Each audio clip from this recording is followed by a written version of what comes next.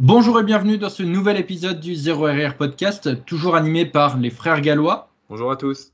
Et aujourd'hui, retour des épisodes FAQ, enfin d'un épisode FAQ, où du coup on va traiter 3 questions. Et pour faire un petit sommaire rapide, eh bien la première question va être tout simplement à partir de quand ne sommes-nous plus débutants? La deuxième question va être, peut-on prendre du muscle sans complément alimentaire? La troisième question est tout simplement notre avis sur le rowing planche. Donc rowing planche qui est un mouvement alors qui n'est plus trop populaire actuellement, mais qui consiste tout simplement à soit utiliser un banc, soit un step, et être allongé dessus et faire un mouvement de rowing. Donc ça, c'est le petit sommaire rapide, mais on va faire notre petit rituel habituel qui est du coup le retour sur nos semaines, ainsi que Rémi, ton petit point inflation et les idées de repas. Donc mon frère, je te laisse, on a commencé assez vite pour ce podcast. Ouais, c'est parce que tu as mis tes lunettes, ça te fait un air trop sérieux et du coup. Ouais, mais après les intros, c'est vrai que les intros trop longues, je pense que c'est pas hyper intéressant non plus. Ouais. Et pour être parfaitement honnête, on a raté 2 fois l'intro avant de T'as commencer. raté. Oui, j'ai raté 2 fois l'intro. Et il m'accuse. Alors j'ai rien fait. J'ai pas toute la responsabilité non plus. Mais du coup, c'est pour ça qu'on avait fait 2 premières intros qui étaient un peu plus longues. La troisième est forcément un peu plus rushée parce que du coup, j'ai l'impression de me répéter et j'aime pas forcément ça. De toute façon, les introductions trop longues, c'est pas forcément ce qu'il y a de plus intéressant. Donc mon frère, en plus les questions aujourd'hui sont assez intéressantes. Non Ouais. pas qu'elles sont pas intéressantes d'habitude, mais celles-ci sont quand même assez intéressantes et je pense qu'il y a quand même pas mal de choses à dire. Mon frère, je te laisse me faire un petit récap de ta semaine, nous dire un peu où t'en es. Bien sûr. Donc, comme d'habitude, ceux qui ont le fil conducteur du podcast et qui suivent nos débriefs réguliers, je suis en déload cette semaine. Donc, c'était acté lors du dernier podcast. Et donc, du coup, j'ai suivi ma méthode de faire un déload cette semaine. Donc je dis bien ma méthode puisque le déload il est propre à chacun, enfin du moins les stratégies qu'on va mettre en place lors de sa semaine de déload, elles peuvent être diverses et j'ai fait le choix moi d'avoir une approche où je réduis mes charges de travail pour ne garder que mes back offset et du coup avoir quand même une certaine intensité parce que l'idée c'est quand même de s'entraîner et pas de venir à la salle de sport et de s'entraîner par défaut. J'avais quand même besoin d'avoir un équilibre entre les deux. Et donc, du coup, cette semaine, j'ai suivi ça. Donc, j'ai fait ma programmation habituelle, hein, c'est-à-dire que j'ai eu toutes mes séances, mes 5 séances hebdo, et j'ai eu aussi les mêmes exercices dans mes entraînements. Donc, ça, c'est fondamental. Hein, c'est pas parce que c'est une semaine de déload qu'on fait autre chose que ce qu'on a l'habitude de faire dans sa prog. Donc, j'ai gardé mes mouvements, j'ai, comme je l'ai dit, gardé mes back offset. J'ai gardé bien entendu ma technique d'exécution, mes charges de travail sur mes back-off également, mes accessoires, mes setups, enfin voilà. Tout ça, c'est des choses qui sont là en permanence, peu importe la semaine. Donc là, la semaine de déload, c'était une semaine comme une autre, juste plus courte forcément, parce que ma séance est plus courte, vu comme j'ai pas mes top 7. Et donc, du coup, j'ai une montée en charge qui est moins importante. Ma séance est moins nerveuse, mais elle est quand même fatigante musculairement. Hein, c'est aussi le but. Et du coup, cette semaine a été agréable. Et déjà, le mercredi, donc le milieu de semaine, j'avais cette hargne qui revenait là, même si je l'avais pas vraiment perdu, mais j'avais quand même ce mojo de vouloir mettre plus sur cette séance. Bien sûr, bon, je m'en suis tenu à ce que je m'étais fixé. Mais voilà, la semaine prochaine, je sens que l'énergie va être là et que je vais pouvoir taper à nouveau mes meilleures séances. Moralité de l'histoire, ça t'a fait du bien quand même cette petite période de repos. Ouais, exactement. Ouais. Une semaine où j'ai vraiment pris le temps de me reposer, de faire des séances courtes mais intenses. Et ça m'a fait vraiment du bien pour justement retrouver cette hargne. Parce que quand on va chaque fois taper la meilleure intensité à chaque entraînement, ça le fait. Mais au bout d'un moment, on sent qu'il y a des moments où c'est un peu plus difficile à atteindre, cette proximité à l'échec. Et on a moins le mojo, des fois on loupe des reps, des fois on est vraiment cuit et on entrave un petit peu notre récupération. Et puis après, c'est un peu un cercle vicieux où justement on n'arrive pas à rebondir.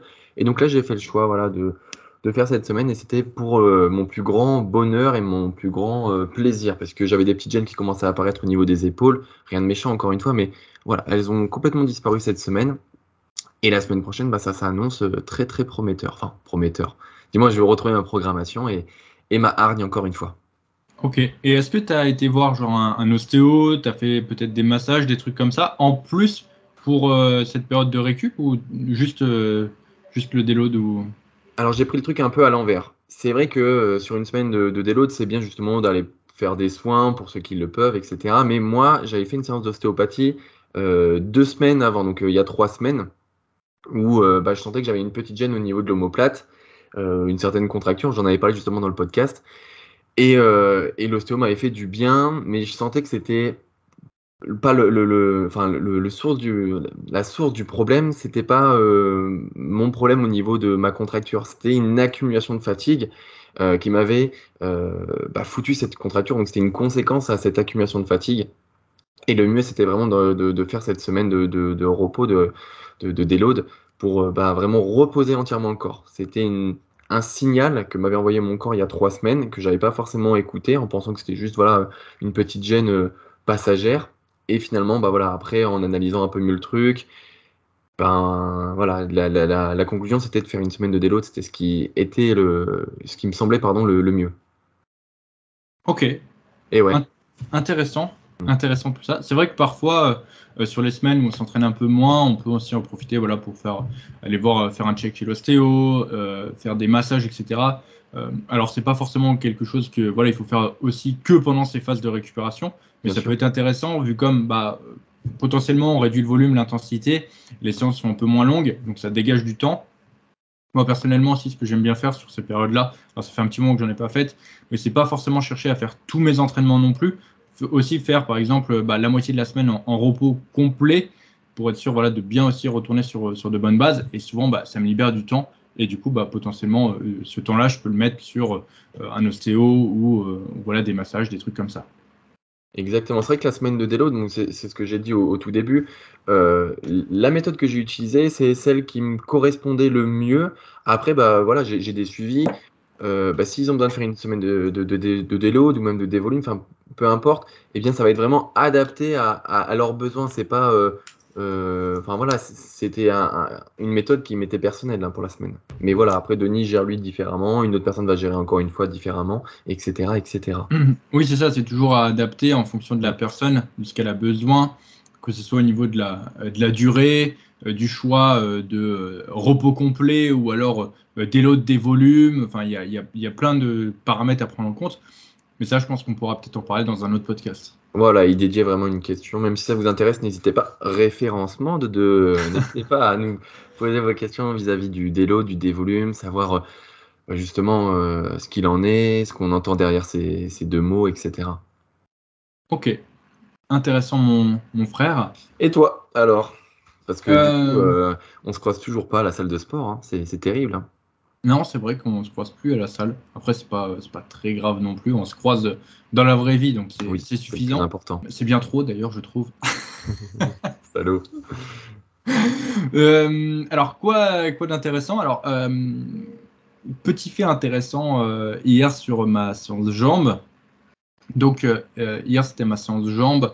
Donc, c'est celle qui correspond à la vidéo que j'ai tournée avec Nutrimuscle. Donc, si jamais vous ne l'avez pas vue, d'ailleurs, au passage, je vous invite à aller la voir pour voir un peu comment se découpe la séance.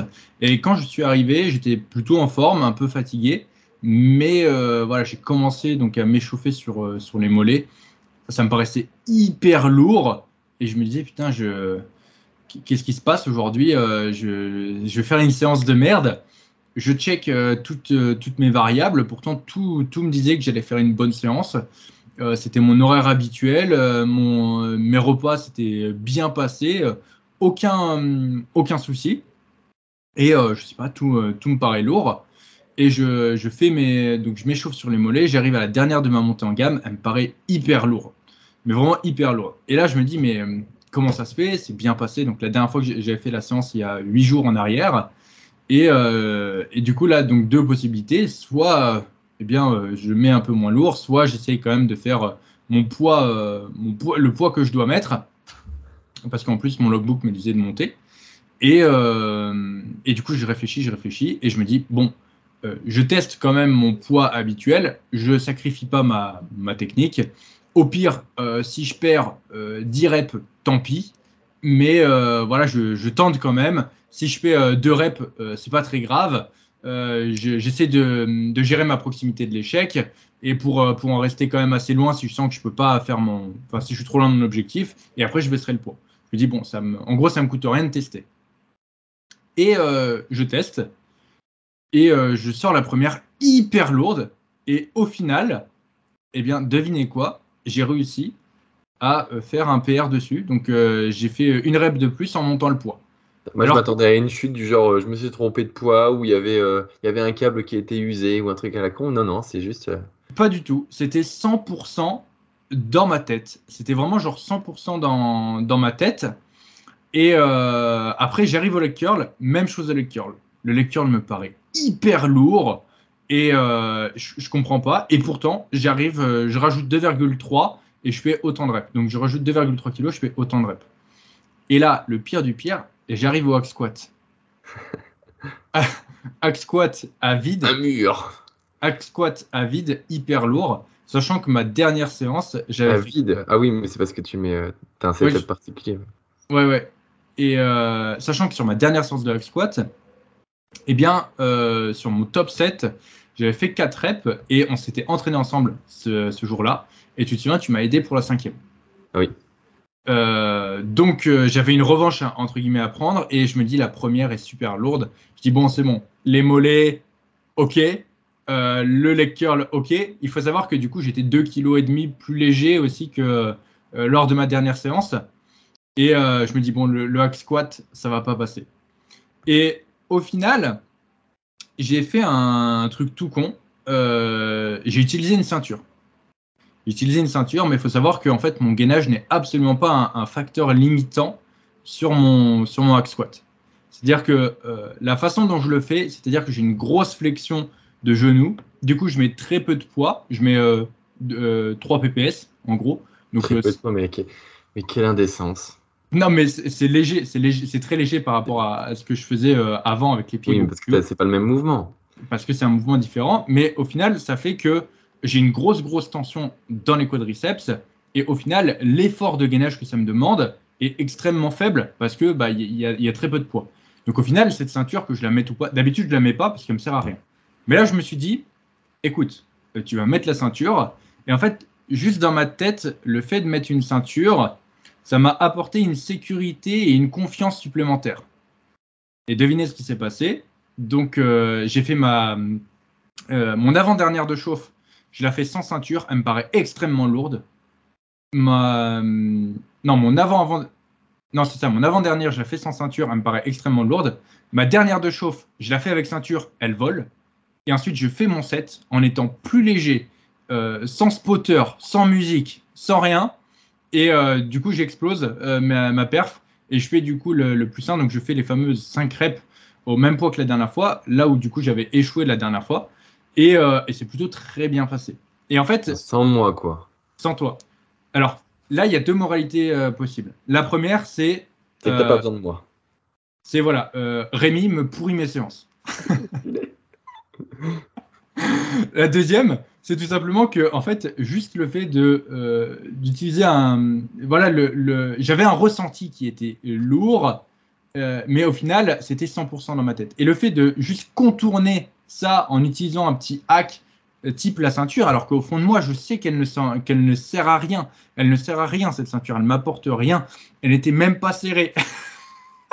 Elle était même pas serrée. Mais psychologiquement, ça a joué et ça m'a permis de faire bien, ma perf. Et en fait, il faut savoir que souvent, il y a des petits trucs comme ça. C'est pas la première fois que ça me le fait. Parfois, c'est pareil sur ma progression. Quand ça me paraît lourd et que je veux à tout prix faire ma progression, je mets par exemple des microplates, des 0,5, ce genre de choses. Et inconsciemment, tout de suite, je me dis, OK, au final, j'ai juste à faire 5 reps, parce que la dernière fois, j'ai fait 5 reps, mais je ferai mieux. Et en fait, juste de dire ça, ça rend les choses beaucoup plus acceptables pour mon esprit. Bien Et sûr. au final, ça hack un peu le truc, c'est le cheat code, et ça me permet de le faire et de progresser. Je progresse certes moins que si j'étais en forme ou ce genre de choses. Mais au final, ça me permet de hacker un peu les choses lorsque je me sens pas bien. Alors bien sûr, enfin que je me sens pas bien, du coup je sens que je vais avoir du mal à progresser. Alors bien sûr, ça c'est à faire pas tout le temps, hein. Il y a des fois où quand tu es vraiment vraiment fatigué, bah il faut pas chercher, ça on en a déjà parlé dans le podcast. Mais là en fait toutes mes variables étaient bonnes et ça s'est confirmé. En fait ça s'est confirmé par la suite. J'ai fait même au leg extension. Attends, leg extension derrière, j'ai fait un plus 5. Non, j'ai rajouté 2,3 et un disque de 5 et j'ai fait autant de reps. Donc j'ai mis stack plus 10 en gros, avec tempo et pause. Et du coup, la dernière fois, j'en avais vraiment, vraiment chié. J'ai gagné des reps aussi sur mon 6 squat. Mais en fait, une fois que j'ai eu passé le hack squat, c'était bon. Parce que le hack squat aussi, c'est le gros exo de la séance. Et ce Mais une qui petite boule va. au ventre, ouais, c'est pour Ouais, ça. là, c'est ça. Et ce qui va après, en général, ça va beaucoup mieux. Et en fait, vu comme j'avais réussi mon hack squat, dans ma tête, tout de suite, c'était bah, en fait, c'est bon, j'ai de l'énergie. C'est bon. Alors qu'au début de la séance, avant le hack squat, c'était putain, j'ai pas d'énergie. Et je redoutais justement ce moment jusqu'au hack squat. Au final, pourquoi je dis ça et pourquoi je parle pas de ma semaine en général, parce que c'est vraiment le truc le plus intéressant. C'est que la plupart des choses se passent dans la tête. Moi, il y a quelque chose que j'ai bien compris en faisant des barres très lourdes, c'est que la force, c'est dans la tête. La force, c'est du mental. Il faut avoir énormément de mental pour résister à la pression des barres, à se faire écraser par les barres, à ressentir le poids des barres, etc. Et mentalement, il faut être prêt. Mentalement, il faut se dire que tu vas réussir. Mentalement aussi, tu peux trouver des petits hacks, mais ça, c'est vraiment, ça ne marchera pas tout le temps. Mais voilà, ce qu'il faut, c'est avoir une force mentale exceptionnelle pour pouvoir progresser, parce que la plupart du temps, ça se jouera toujours 100% dans ta tête. Et si tu te dis, je vais réussir, je vais réussir. Enfin, tu vas réussir. C'est un peu, tu sais, comme le mec qui se dit ok, il faut que je fasse 8 reps, bah, il y a de grandes chances que dans sa tête, il en fasse 8. Alors que s'il s'était dit ok, je vais tout péter, je vais en faire le maximum, ça se trouve, il en aurait fait 9 ou 10. Parce qu'en fait, mentalement, si tu te dis je vais en faire 8, tu te mets une barrière dans ta tête. En fait, tu te mets une limite, tu t'imposes une limite qui sera 8 et en fait, tu vas faire en sorte que ta série s'arrête à 8. Donc, cet aspect mental, il est très, très intéressant. Et en fait, la façon dont tu vas appréhender tes séries va être hyper important sur la façon dont tu vas les réussir. Donc, c'est assez profond et je pense que ça mériterait d'être encore plus approfondi, peut-être dans un autre épisode. Mais en tout cas, voilà, travaille ta façon dont tu appréhendes les barres, ta façon dont tu passes sous les barres et ce que tu veux en faire. Parce que même si tu vois, parfois, je sais pas, tu as fait 8 reps la semaine d'avant, tu te dis, OK, il faut que j'en fasse 9 cette fois. Bah, si tu te dis, il faut que j'en fasse 9, il y a de grandes chances que tu en fasses 9. Si tu dis, OK, je vais tout péter, je vais en faire le max, voilà, tu vas en faire peut-être 10, 11, 12. Juste parce qu'en fait, tu t'es dit une chose différente dans ta tête. Donc là, il y a quand même un peu de programmation mentale en muscu et c'est assez important. Et moi, du coup, j'ai hacké ça avec cette histoire de ceinture et après le hack, bah, tout de suite, j'étais dans un mood en mode c'est bon, j'ai réussi le hack. Si j'ai réussi le hack, alors que je suis plus léger que la semaine dernière, que du coup, j'ai pas de spotter, pas de musique, que dalle. En plus, j'ai trouvé que ma technique était largement meilleure. J'avais un meilleur contrôle, des meilleures pauses, etc. Donc, vraiment, j'étais en confiance et tout de suite, mon mindset a changé. Et après, j'étais là en mode sur le leg extension, ouais, je vais le fumer. Je vais le fumer, je vais l'exploser. Sur les montées en gamme, cette fois-ci, ça me paraissait ultra léger. Donc voilà, la façon dont j'ai appréhendé le début de ma séance et la fin de ma séance a changé avec l'élément clé qui est le hack squat du coup, et le hack de la ceinture que j'ai utilisé sur le hack. Donc ça fait beaucoup ça fait beaucoup de hacks qu'il faut suivre. Le hack sur le hack. Mais voilà, entre guillemets, ce que je veux que tu comprennes, c'est que si tu n'arrives pas à progresser ou si tu trouves que tu progresses lentement, c'est peut-être que eh bien, tu n'appréhendes pas de la bonne façon tes séries. Ouais, on dit toujours un muscle ton mental et puis indirectement ton corps suivra en fait. L'aspect mental est très très important pour la progression. Tu regardes les gens qui sont réellement forts, c'est des gens qui ont un mental extrêmement puissant. Hein. Tu peux pas, si tu n'as pas un minimum de mental, tu ne peux pas être fort sous tes barres. Hein. Je me souviens quand je sortais mes barres de bench, putain, mais elle m'écrasait, j'avais mal partout, j'avais mal jusque dans les os, j'avais qu'une envie, c'était de la reposer. Et en fait, ça demande une force mentale très importante de se dire, non, je vais le faire. Non, je vais le faire.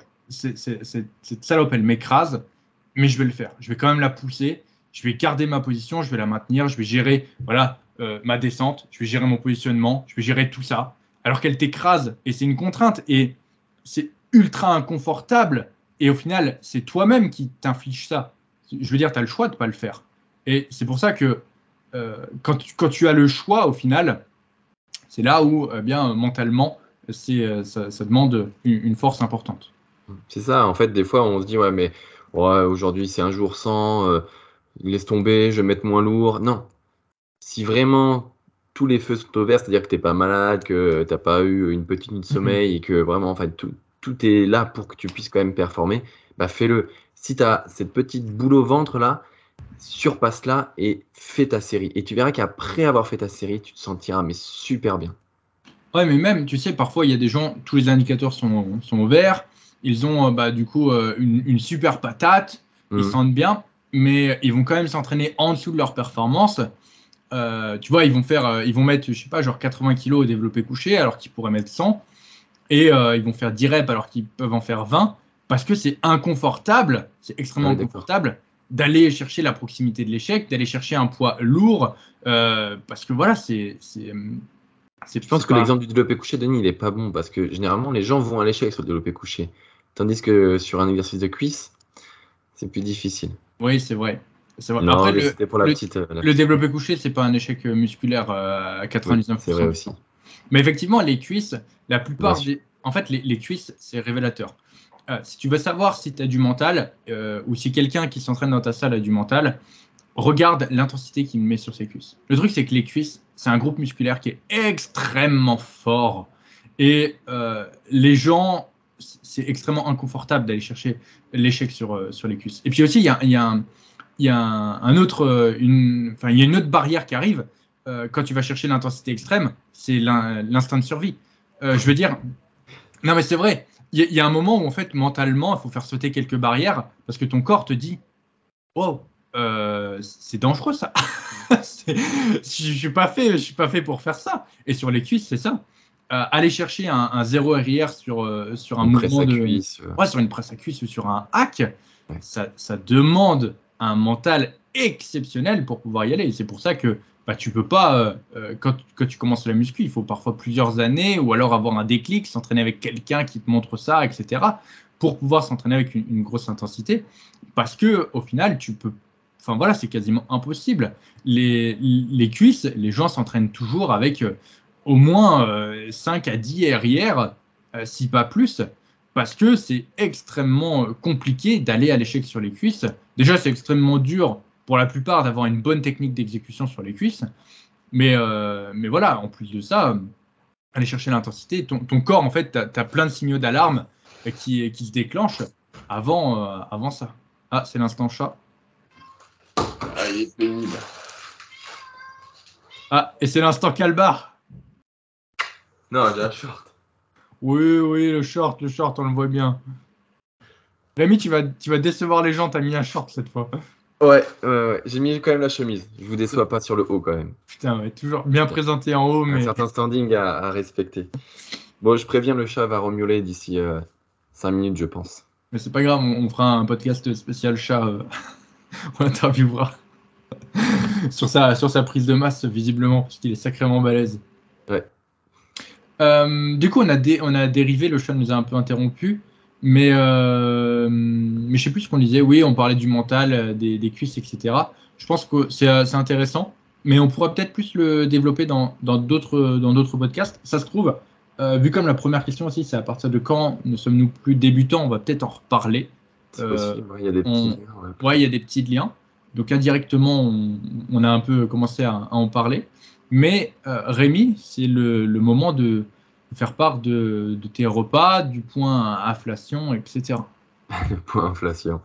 Là, j'ai pas beaucoup de tips à vous partager. Juste mon dernier repas où j'ai mangé des côtes de porc. Enfin, je parle toujours de la source principale de protéines, hein, la viande, parce que c'est ce qui coûte le plus cher. Mais j'ai mangé des côtes de porc parce que, forcément, À l'approche des beaux jours, on retrouve dans les supermarchés des caissettes spéciales barbecue, saucisses, merguez, en tout genre. Et puis j'ai vu des côtes de porc qui étaient vraiment pas chères.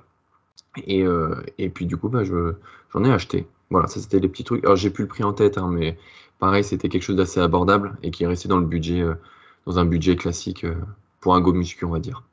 Alors du coup, je vais m'occuper du point inflation Ah bah super. à ta place, Rémi.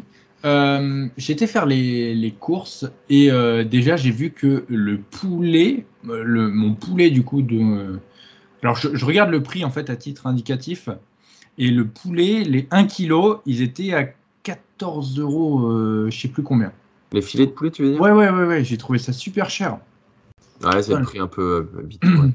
ouais, c'est le. Au Et prix milieu de gamme, ouais, c'est ça à peu près. ouais, alors c'était pas non plus du premier prix, mais enfin voilà, j'ai trouvé ça super cher. Et du coup, à côté, j'ai acheté du steak de paleron. Je crois que c'est ça l'appellation. Je sais plus exactement comment. Enfin, c'est en gros des steaks. Je les ai eu à 9,99 € le kilo. Autant vous dire que j'ai dévalisé le. J'ai pris genre. J'ai dû prendre peut-être 4 ou 5 kilos. Alors j'ai un congèle aussi, donc ça aide pas mal. Mais déjà, voilà ce qu'on peut avoir par rapport à du poulet. J'ai pris aussi du rôti de veau. Le rôti de veau était à 14,90 € le kilo. Je pense que voilà, entre du rôti de veau et du filet de poulet, il y a quand même une différence aussi. Et j'ai pris des cuisses de dinde qui étaient à 6,90 € le kilo. Donc elles étaient bien dodues. Et sinon, à côté, j'essaye aussi toujours d'attraper le faisan qui court sur la ferme pour avoir un peu de bouffe gratuite, mais j'arrive pas à le choper. Il braille tout le temps. Il braille tout le temps. Pour vous faire un petit indicatif, enfin un petit état des lieux, quand je sors du coup, donc je sors 2 fois par jour en général faire mes steps, matin et soir, et chaque fois je le vois, en fait il me nargue, il gueule, il fait son petit cri de faisan pour m'attirer, et ensuite du coup je lui cours derrière, mais j'arrive pas à le choper. Mais un jour je l'attraperai, mais je vais le bouffer. Mais là, il était avec sa poule. Il avait une poule il n'y a pas longtemps. Et on voit plus la poule. Donc, à mon avis, dans pas longtemps, il va y avoir des petits aussi qui vont se balader. Donc, tant mieux, ça me fera plus à bouffer. Le faisan, il criaille, ou il glapit, ou il piaille. Ouais. C'était le petit point culture, j'avais besoin de savoir ce que ça faisait comme. Mais je vous mettrai des petites stories. Je le filme assez souvent quand je cours derrière. Mais je me suis dit, c'est peut-être un peu trop. Je sais pas si je vais le mettre. Il y a plein de Ouais, trucs non, comme mais ça. le peut-être pas en story parce que ça va Le, attirer. le jour où je l'attrape, si. Mais Non, mais attends, disclaimer, s'il l'attrape, c'est pas pour le manger parce que. non. On l'a déjà attrapé une fois il y a 3 ans et on l'a relâché juste après. Ah, Mais je sais c'est qu'il juste s'était enfermé aussi dans la grange, dans le fameux home gym là. Bah, on peut raconter l'histoire quand même. pendant le confinement, on était en train de s'entraîner et au bout d'un moment, je sais plus ce qui se passe et il était en hauteur sur les poutres de la grange. Comment il avait fait pour monter là-haut en plus? C'est ça le truc. Ouais, c'est ça. Et en fait, d'un coup, il a sauté et il nous a fait peur. On a gueulé comme des malades. Il a paniqué aussi. Et en fait, il s'est mangé le mur. Il est tombé là où il y a toute la ferraille et il était bloqué. Donc, on a été le chercher. On l'a chopé et après, on l'a relâché. C'est agréable d'avoir un faisan comme ça qui se trimballe. Et puis, voilà, le fait Il est que je quasi sois. domestique maintenant. Ouais, c'est ça, il est quasi domestique. Et puis, il sait que s'il me voit, je vais lui courir derrière. Il sait très bien que je vais pas réussir à l'attraper. Et puis voilà, c'est le petit moment cool de la journée. Dis donc, c'est un podcast spécial animal. On va reparler de Kikun aussi, là. D'ailleurs, je sais pas si tu as vu, j'ai eu des memories de Kikun. Donc, Kikun qui était le lièvre qu'on avait sauvé et qu'on avait fait faire une prise de masse. Ouais, je les ai aussi en ce moment. Et du coup, ouais, ça fait genre 3 ans, quelque chose comme ça aussi, que c'est arrivé. Bon, du coup, pour inflation, le faisant gratuit, c'est pas pour tout de suite. Sinon, mon frère, tu as des idées de repas à nous partager ou pas? Là, j'avoue, avec la chaleur, enfin les températures qui augmentent, j'ai moins d'appétit et Du coup, je fais plutôt des choses assez simples. Les pommes de terre, j'avoue les avoir délaissées depuis une bonne semaine. Ça fait plus d'une semaine que j'en ai pas mangé. Et je tourne beaucoup sur de la semoule en ce moment. J'aime bien la semoule. Riz. Et puis c'est tout là. En ce moment, ouais, c'est riz, semoule.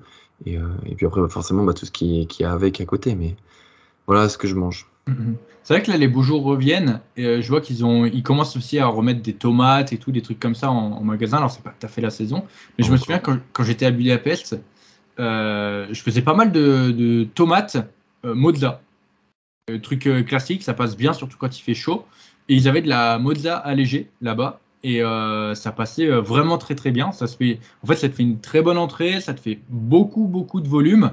Et je trouve que c'est quand même assez agréable à manger. Tu peux aussi te mettre, voilà, tu peux te mettre des bouts de viande pour aller avec. Tu peux aussi te faire une salade composée parce que avec l'été, souvent ça passe mieux des salades composées, type des salades de riz, des salades de pâtes, salade de pommes de terre, tout ça. En fait, là, on va arriver dans les périodes où on va commencer à manger frais et vraiment, n'hésitez pas à faire ça. Surtout bah, voilà, qu'il commence à y avoir plein de petites choses qui peuvent être sympas avec les tomates. Ça va être aussi la période des ratatouilles. Les ratatouilles, ça passe bien avec les courgettes, tomates, etc. Ouais. Tout ça, c'est des choses qui passent bien et ça demande un peu peut-être de préparation. Bon, si ce n'est les salades, voilà, les salades. En fait, juste plutôt que de manger tes pâtes sèches avec ton poulet, bah juste tu mets, je sais pas, tu te fais une salade avec des pâtes, tu mets du thon en source de protéines, tu te coupes un concombre, tu te mets Voilà, des ouais. tomates, tu peux te mettre des dés de jambon, tu peux mettre de la feta, tu peux mettre pas mal de petites choses.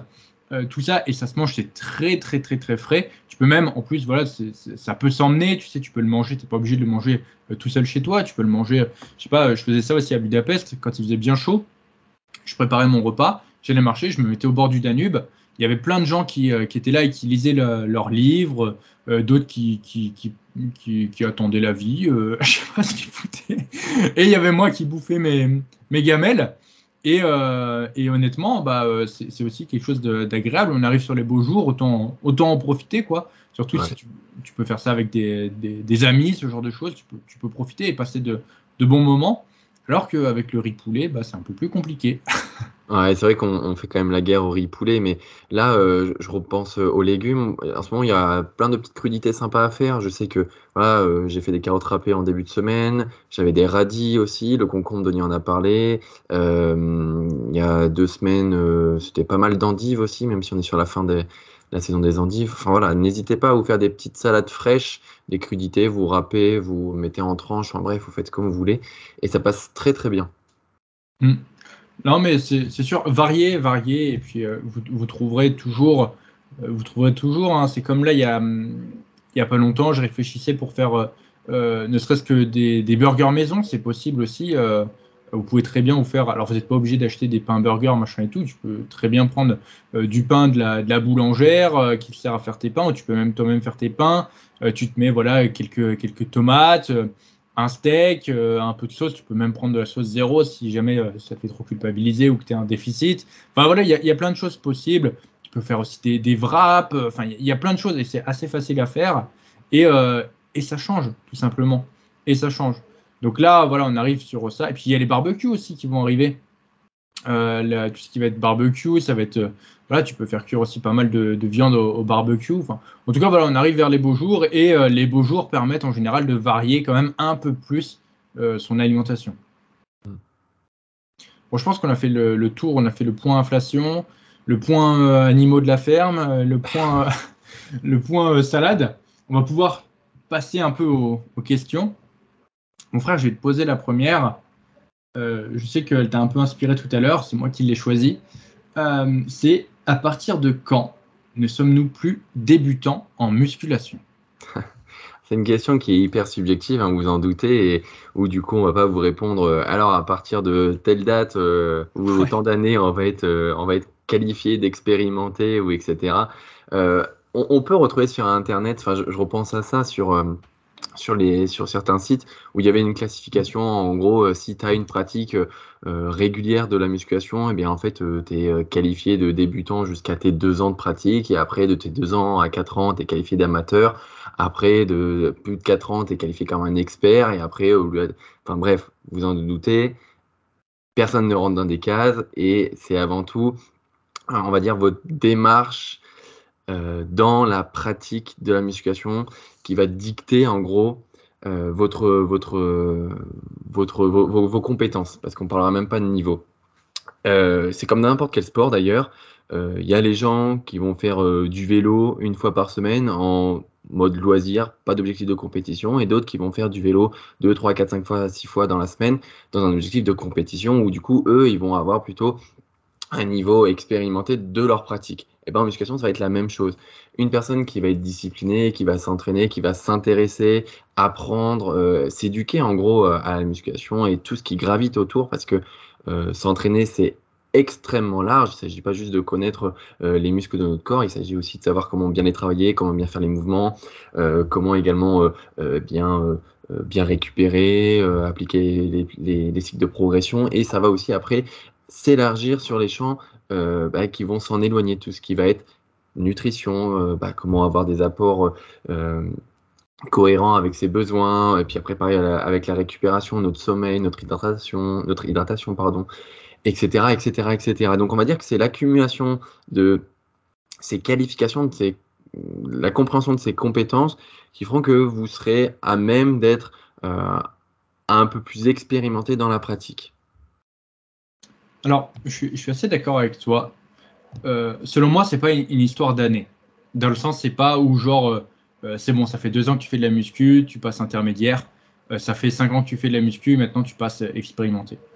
Pour moi, il y a certaines personnes, ça fait plus de 10 ans qu'elles s'entraînent, je les considère encore comme des débutantes. Bien sûr. Même, il y en a, ça fait 20-30 ans. En fait, selon moi, il y a certains paliers que tu valides en muscu qui te font gagner de l'expérience. C'est un peu comme ça. Mais déjà, quelque chose qui est assez intéressant, c'est Rémi, toi, tu te considères comme quoi? Comme un débutant, un intermédiaire, un avancé? Je me prends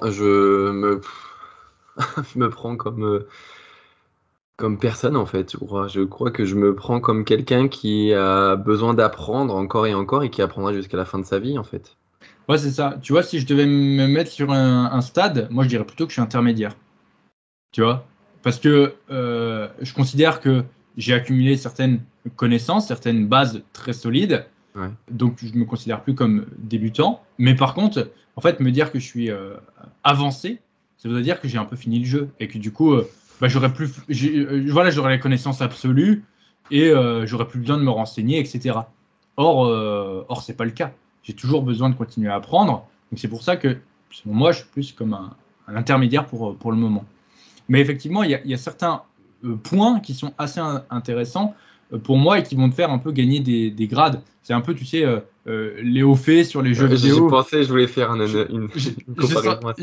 J'ai vu ta tête quand j'en ai parlé tout à l'heure. Je savais que tu allais le dire. Mais en fait, c'est un peu ça. Et il y a certains points qui sont très importants. Selon moi, en fait, les différents points qui vont faire que ton niveau va augmenter en musculation, si on en fait une petite liste, on va essayer de ne pas la faire trop longue. Mais le premier point, c'est tout simplement de connaître ton anatomie et de savoir bien exécuter les mouvements en fonction de ça et de savoir quel mouvement va travailler quel muscle. Alors, selon moi, ça c'est la base, mais 99,99999% des pratiquants n'ont pas cette base.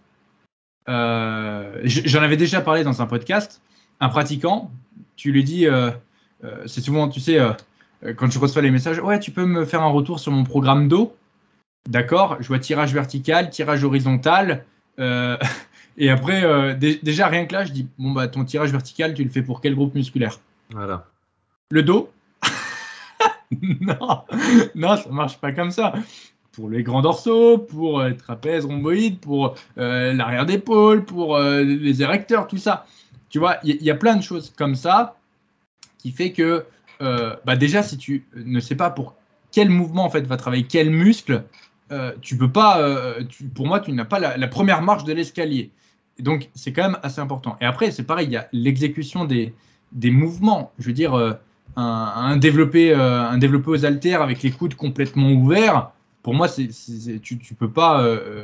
Pareil, tu valides pas la première marche du palier quand tu fais ça, tu vois. Donc déjà, là, il y a une sélection qui se fait. la deuxième marche, selon moi, qui te fait gagner en expérience, c'est le fait de gérer la diète. C'est le fait de gérer la diète et savoir du coup donc comment varier tes repas.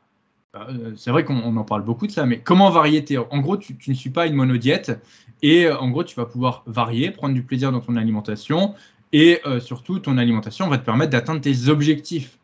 Dans le sens où si tu veux perdre du gras, bah, tu vas être capable de faire un déficit calorique. Si tu veux prendre du muscle, tu vas être capable de faire par exemple un surplus calorique. Tu vas être capable de gérer ta maintenance. Tu vas être capable de varier tes repas suffisamment. Tu vas être capable d'identifier quel groupe d'aliments va t'apporter tel ou tel nutriment. Encore une fois, ça c'est quelque chose qui prouve que tu as de l'expérience. Ça c'est selon moi la deuxième marche. Et la troisième marche, selon moi, ça va être comment je pourrais appeler ça, la prise de recul sur toi-même et le fait de retirer ta tête du guidon. C'est-à-dire que on a tendance à pas suffisamment être objectif sur sa progression, toujours avoir l'impression qu'on ne progresse pas, etc. Parce qu'on a toujours un peu la tête du guidon. Et en fait, c'est ça, il faut que tu arrives à eh bien, ne pas, voilà, il faut même pas avoir la tête du guidon, il faut même pas regarder le vélo, il faut être en haut de l'immeuble et voir le vélo qui est en bas. C'est comme ça que il faut que tu vois les choses, parce que sinon, tu ne seras jamais objectif et tu vas te retrouver à hyper complexifier les choses, à t'imposer des choses pas forcément nécessaires. Et en fait, pour moi, tout ça, ça va. En fait, le fait de réussir à faire ça, le fait d'être en haut de l'immeuble et voir le vélo en bas, ça te permet en fait de gérer aussi tout ce qui va être autorégulation du volume, autorégulation de l'intensité, autorégulation des repas, des entraînements, tout ça. Parce que quand tu as la tête dans le guidon, tu peux pas faire ça. Et voilà, selon moi, c'est un peu la dernière marche un peu ultime. C'est quand tu arrives déjà à te dire, OK, là, aujourd'hui, avec j'ai traqué, voilà, mes paramètres me disent ça. Il faut que j'adapte comme ça, comme ci, comme ça. Mais ça, on est d'accord que selon moi, c'est la dernière marche. Donc ça, il y a vraiment une infime partie des gens qui y arrivent. Et pourquoi? Parce que voilà, ils ont la tête dans le guidon, ils n'arrivent pas à prendre suffisamment de recul. Mais selon moi, c'est ça qui va en fait faire un peu ton expérience. Déjà, quand tu maîtrises ça, tu es, selon moi, un pratiquant voilà, qui a quand même de solides bases. Et après, la dernière marche, je dirais, ça serait de toujours chercher à continuellement améliorer tes connaissances, continuellement chercher à continuer de t'améliorer dans ta pratique, etc. Et ça, c'est une marche que malheureusement, tu ne pourras jamais franchir parce que tu ne pourras jamais avoir la connaissance absolue dans ce sport. Et quiconque te dit, moi, je sais tout dans ce domaine, eh bien, n'est pas, voilà, c'est pas quelqu'un, à mon avis, qu'il faut forcément écouter aussi. Il faut être capable de se remettre en question. Et c'est pour ça que je pense qu'on reste toujours intermédiaire, parce qu'on ne peut jamais réellement franchir cette dernière marche. Est-ce qu'après, il y a une part de modestie en se disant, bah non, mais on ne sera jamais expert dans notre pratique, etc.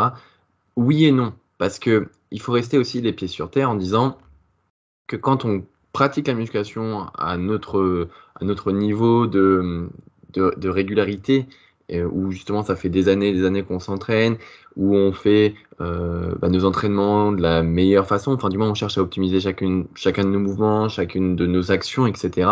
Et qu'on fait ça depuis tout le temps sans arrêt, en fait, sans avoir pris de pause concrètement, mais ça ne peut pas forcément dire nous qu'on est expert. Et là où Denis veut en venir, c'est que on continuera d'apprendre tout au long de notre vie. Et la personne qui vous dit moi je sais tout, bah fuyez-la. Parce que en musculation et dans n'importe quel autre domaine, il faut continuer d'apprendre. C'est la meilleure chose à faire. Non, mais ça, c'est sûr. Hein. Toujours continuer à améliorer ses connaissances. Moi, quelque chose qui a propulsé mes connaissances, honnêtement, c'est le coaching. Le coaching, parce qu'en fait, tu pourras jamais avoir toutes les connaissances en ne te focalisant que sur toi-même et que sur tes besoins pour toi-même. En fait, à partir du moment où tu coaches des gens, ils vont avoir des situations différentes, des besoins différents, des objectifs différents. Et là, ça va vraiment challenger tes connaissances, ça va vraiment te pousser en fait à les améliorer, à découvrir des situations que tu ne connaissais pas. C'est toujours comme ça. Alors, au bout d'un moment, tu commences à avoir vu un peu tout, mais il y a toujours des nouvelles situations challengeantes. Et c'est là où, honnêtement, moi, j'ai trouvé que mes connaissances avaient fait un bond. C'est à partir du moment où j'ai coaché, parce que je suis passé de ma propre expérience à l'expérience de toutes les personnes que j'ai coachées. Ouais, je suis bien d'accord avec toi. Là-dessus, c'est une évidence. Et il y a l'expérience qu'on a au travers des personnes qu'on accompagne. Donc, chaque personne qu'on accompagne est différente. Comme Denis a dit, besoins, contraintes, envies, programmation, bref, tout est différent. Et il y a aussi euh, tout qui va vite, en fait. Enfin, si vous suivez un petit peu les réseaux sociaux, etc., le monde de la musculation se démocratise énormément et on a accès à de plus en plus d'informations. Et ça, on l'avait dit aussi dans un autre podcast, où il était même difficile de discerner le vrai du faux et de savoir ce qui était bien, du pas bien, hein, voilà. Et donc maintenant, euh, il va falloir apprendre à faire le tri. Et je crois que c'est aussi l'une des qualités à avoir lorsqu'on avance lorsqu'on gravit un peu ces marches-là. Apprendre à discerner ce qui est bon de ce qui n'est pas bon, apprendre à aller faire ses propres recherches, à comprendre ce qu'on a lu, vu, etc. L'expérimenter aussi, c'est une source aussi d'apprentissage et continuer de suivre voilà, des livres, enfin de lire des livres, de suivre des formations qui sont proposées par des personnes compétentes sur les réseaux, enfin bref, tout un tas de choses qui vous permettront voilà, de grandir dans votre pratique. Ouais, c'est ça. En fait, une des questions qu'on me pose souvent, c'est où est-ce que tu as eu toutes tes connaissances? Ouais. Et en fait, les gens s'attendent à ce que je leur dise, voilà, j'ai lu ce livre et c'était bon. Oui, c'est ça. Parce que Mais je en sais pas fait, si on voit, mais derrière, j'en ai là. J'en ai quelques-uns. J'en ai aussi dans ma chambre. J'en ai aussi chez mes parents. Enfin, on en a avec Denis en commun. Mais enfin, ouais. c'est pas suffisant. Est-ce que tu as vu que j'avais surélevé mon PC avec justement une partie de mes livres de muscu? Pour donner un ordre d'idée, mon PC, enfin mon écran est surélevé à peu près 50 cm du bureau, ce qui vous donne une idée du nombre de livres. Mais voilà, il y a forcément des livres, il y a forcément des formations. Et en fait, les connaissances en musculation, c'est un peu comme tu sais, un buffet à volonté. Hey. Ah putain, Nous, mais t'es trop chaud en comparaison aujourd'hui. nous on a un resto sur Limoges, c'est le Grillin, petite pub involontaire. Et en fait, le Grillin, il fait voilà, des sushis. Voilà, tu as des sushis, tu as des frites de patates douces, tu as des entrecôtes, tu as des desserts, tu as des crêpes au Nutella, tu as tout. Et en fait, les connaissances en muscu, c'est ça. Tu en as un peu partout. Et en fait, tu arrives dans ce buffet et il y a certaines personnes qui vont préférer les sushis. Donc elles vont te dire, les sushis, c'est mieux. Les sushis, c'est comme ci, c'est comme ça. Et elles vont voilà, faire une formation, faire leur méthode sur les sushis. Il y en a d'autres qui vont arriver et vont te dire, ouais, non, c'est les entrecôtes le mieux. Et ils vont faire la même chose. Et le truc, c'est que quand tu vas au resto à volonté comme ça, il ne faut pas que tu manges que des sushis ou que des entrecôtes. Il faut que tu goûtes un peu tout et que tu vois par toi-même ce qui est le meilleur. C'est exactement ce qu'il faut que tu fasses. Il faut que tu prennes en fait toutes les sources d'informations possibles et que après tu te fasses voilà ton repas idéal. C'est comme ça. Tu vas au resto, tu prends tout et après tu fais ta mixtouille, tu fais ton truc, tu fais toi, tu en tires les conclusions et par rapport à ton expérience, par rapport aux personnes que tu auras coachées si tu es coach, parce que je sais qu'il y a des coachs aussi qui écoutent ça. Et c'est comme ça que tu vas développer tes connaissances. Tu vas pouvoir aussi développer, pourquoi pas, ton propre esprit critique, ta propre façon de voir les choses. Donc pourquoi pas, si on continue la comparaison, ça serait un nouveau plat que toi-même tu ajouterais au buffet à volonté. Et c'est comme ça. Et ça s'enrichit. Il y a toujours plus de plats parce que les connaissances continuent d'évoluer. Mais il faut toujours continuer à goûter un peu de tout pour, voilà. Sauf au litchi, c'est dégueulasse quand même. Sauf les litchis, Rémi, si tu veux pas les litchis. mais voilà, c'est ça la comparaison. C'est il faut pas avoir qu'un seul son de cloche. Il faut voilà, prendre un peu de partout, les comparer, te dire, OK, il y a lui, il a dit ça, il y a lui, il a dit ça. Lui, c'est un peu plus récent, mais lui, c'est resté d'actualité pendant très longtemps. OK, qu'est-ce qui est le mieux en pratique? OK, je compare une autre source avec la biomécanique. Ouais, mais la biomécanique, ça fait ça se relie plutôt à cette étude, tac, tac, tac. OK, donc bah lui, c'était d'actualité il y a quelques années, mais plus maintenant. Tu vois, donc si tu lis que certaines sources, tu passes à côté de certaines connaissances et malheureusement, tu n'es plus à jour. Donc, effectivement, Rémi, tu pourrais également rajouter une marche je sais plus, aux 3-4 marches que je parlais précédemment, qui est Ça va être un putain d'escalier après. Hein. de savoir faire le tri dans tout ça, avoir son propre esprit critique et continuer de toujours continuellement apprendre. Et comme tu dis, la plupart des gens, en fait, c'est un escalier qui est très compliqué à monter. La dernière marche, elle est infranchissable. Et la plupart des gens, en fait, veulent prendre l'ascenseur pour monter jusqu'en haut. Sauf que ça marche pas comme ça. Mieux vaut prendre les escaliers, c'est le moyen le plus sûr parce que l'ascenseur il peut tomber en panne. Ouais, et puis les escaliers, ça utilise plus de calories. Ouais. Et vous faites d'autres steps en plus. Donc c'est parfait. En gros, voilà, c'est continuer d'éveiller votre curiosité, ayez un esprit critique. Et voilà. Ouais, ça se trouve. Et je sais pas, le podcast, combien de temps il va durer à chaque fois que je dis ça. Mais bon, de toute façon, on écoutera ces épisodes quand on sera en maison de retraite à 90 ans ensemble. Mais ça se trouve je sais pas, même ça se trouve dans un mois, je vais changer radicalement de mon point de vue sur certains Bien sûr. sujets. Et c'est comme ça. Dans notre pratique, excuse-moi, je te coupe, mais dans notre pratique, entre ce qu'on faisait il y a 5 ans, 8 ans, peut-être plus avant 10 ans, nos méthodes d'entraînement, notre vision de la musculation, elles ont clairement changé. Et au fur et à mesure là, qu'on va avancer dans les prochaines années, ça va être pareil, ça se trouve. Il va y avoir des changements aussi complètement radicaux. Mais même d'une année à l'autre, hein. Moi je trouve que Mmh. d'une année à l'autre, ma façon de m'entraîner continue de changer vachement. Et là, honnêtement, je suis en train de changer aussi mon point de vue sur certaines choses, On en parlait la dernière fois, bien sûr. sur certains points. Alors, toute cette réflexion, c'est vrai qu'il faudrait que je la partage quelque part. Dans le podcast, en fait, il me faudrait vraiment que je fasse des vidéos sur YouTube pour expliquer tout ça. Parce que le format Instagram serait trop court, le format podcast serait trop compliqué pour expliquer parce qu'il faudrait des démonstrations, il faudrait expliquer toute la réflexion. Donc ouais, le format YouTube serait idéal pour ça. Et le format YouTube, c'est compliqué et ça demande beaucoup de logistique. Mais c'est en cours. C'est en cours, ouais, c'est en cours. Mais effectivement, ça pourrait être un moyen voilà, parce que ma réflexion, en fait, continue toujours de se développer.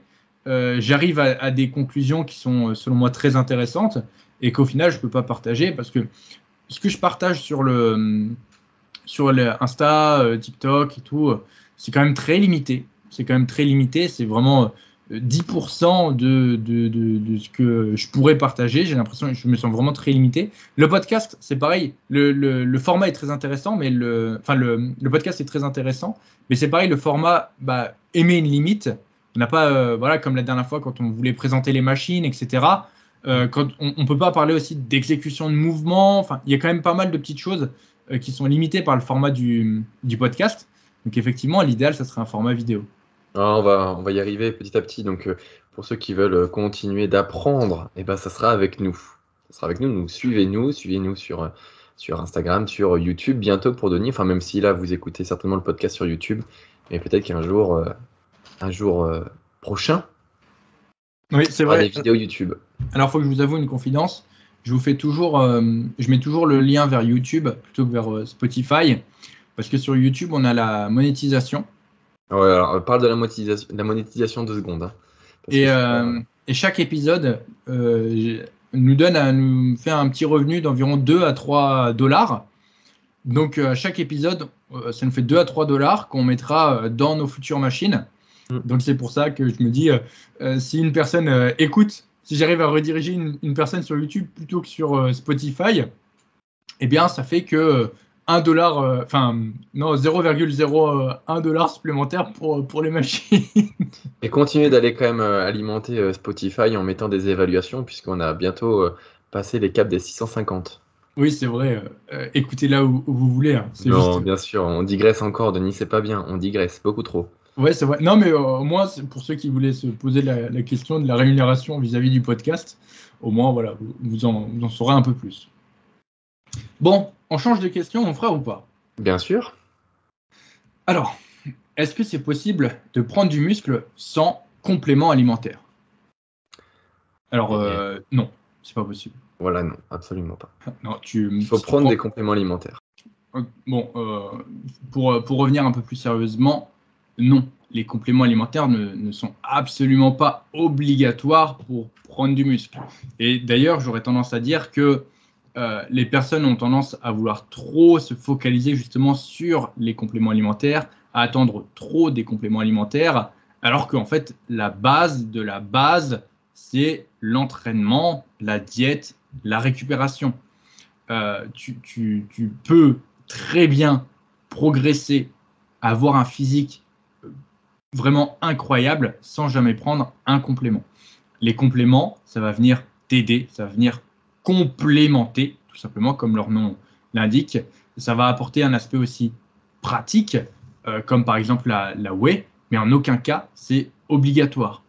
Et tous les jours, je reçois des messages de jeunes de 14-15 ans qui me disent est-ce que tu peux faire une vidéo pour convaincre mes parents de me laisser prendre des compléments, etc.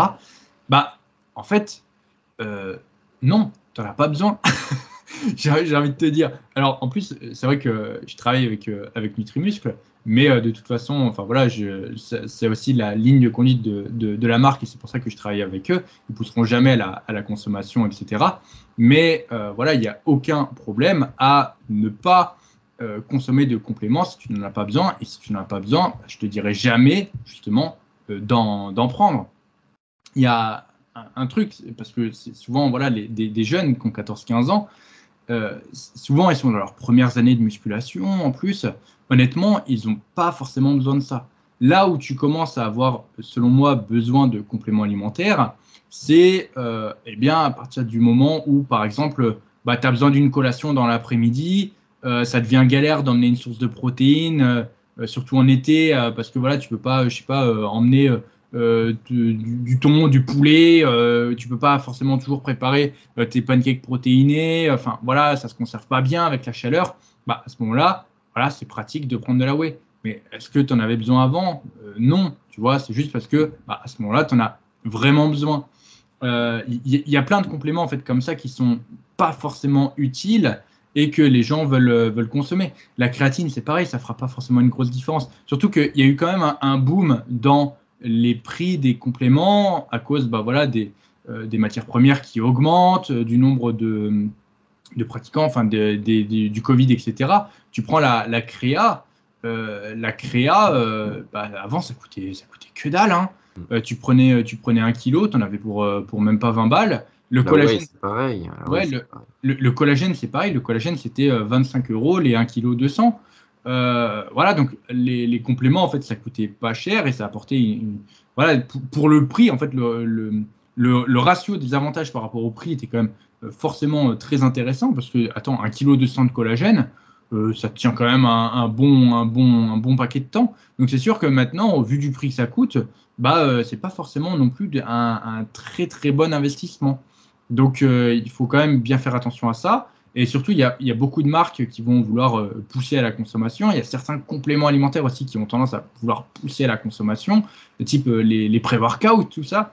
Les pré-workouts, on en a déjà parlé. Et surtout qu'il y a beaucoup à la base, le pré-workout, c'est pour eh bien, donner un coup de peps pour ta séance. Maintenant, les pré-workouts, ils n'ont même plus de caféine. C'est uniquement pour le pump que les gens vont en prendre. Donc, au final, il n'y a même plus l'effet de base. Donc en fait, tout ça pour dire que tu n'es pas obligé de prendre des compléments pour progresser. En fait, les compléments, c'est vraiment une infime partie de ta progression. Ça ne sera jamais le facteur le plus important. Mais je pense, et on en a déjà parlé, je ne sais plus si on en a parlé dans un podcast qui a marché ou pas, mais en fait, les compléments alimentaires, c'est aussi la possibilité d'acheter ta progression.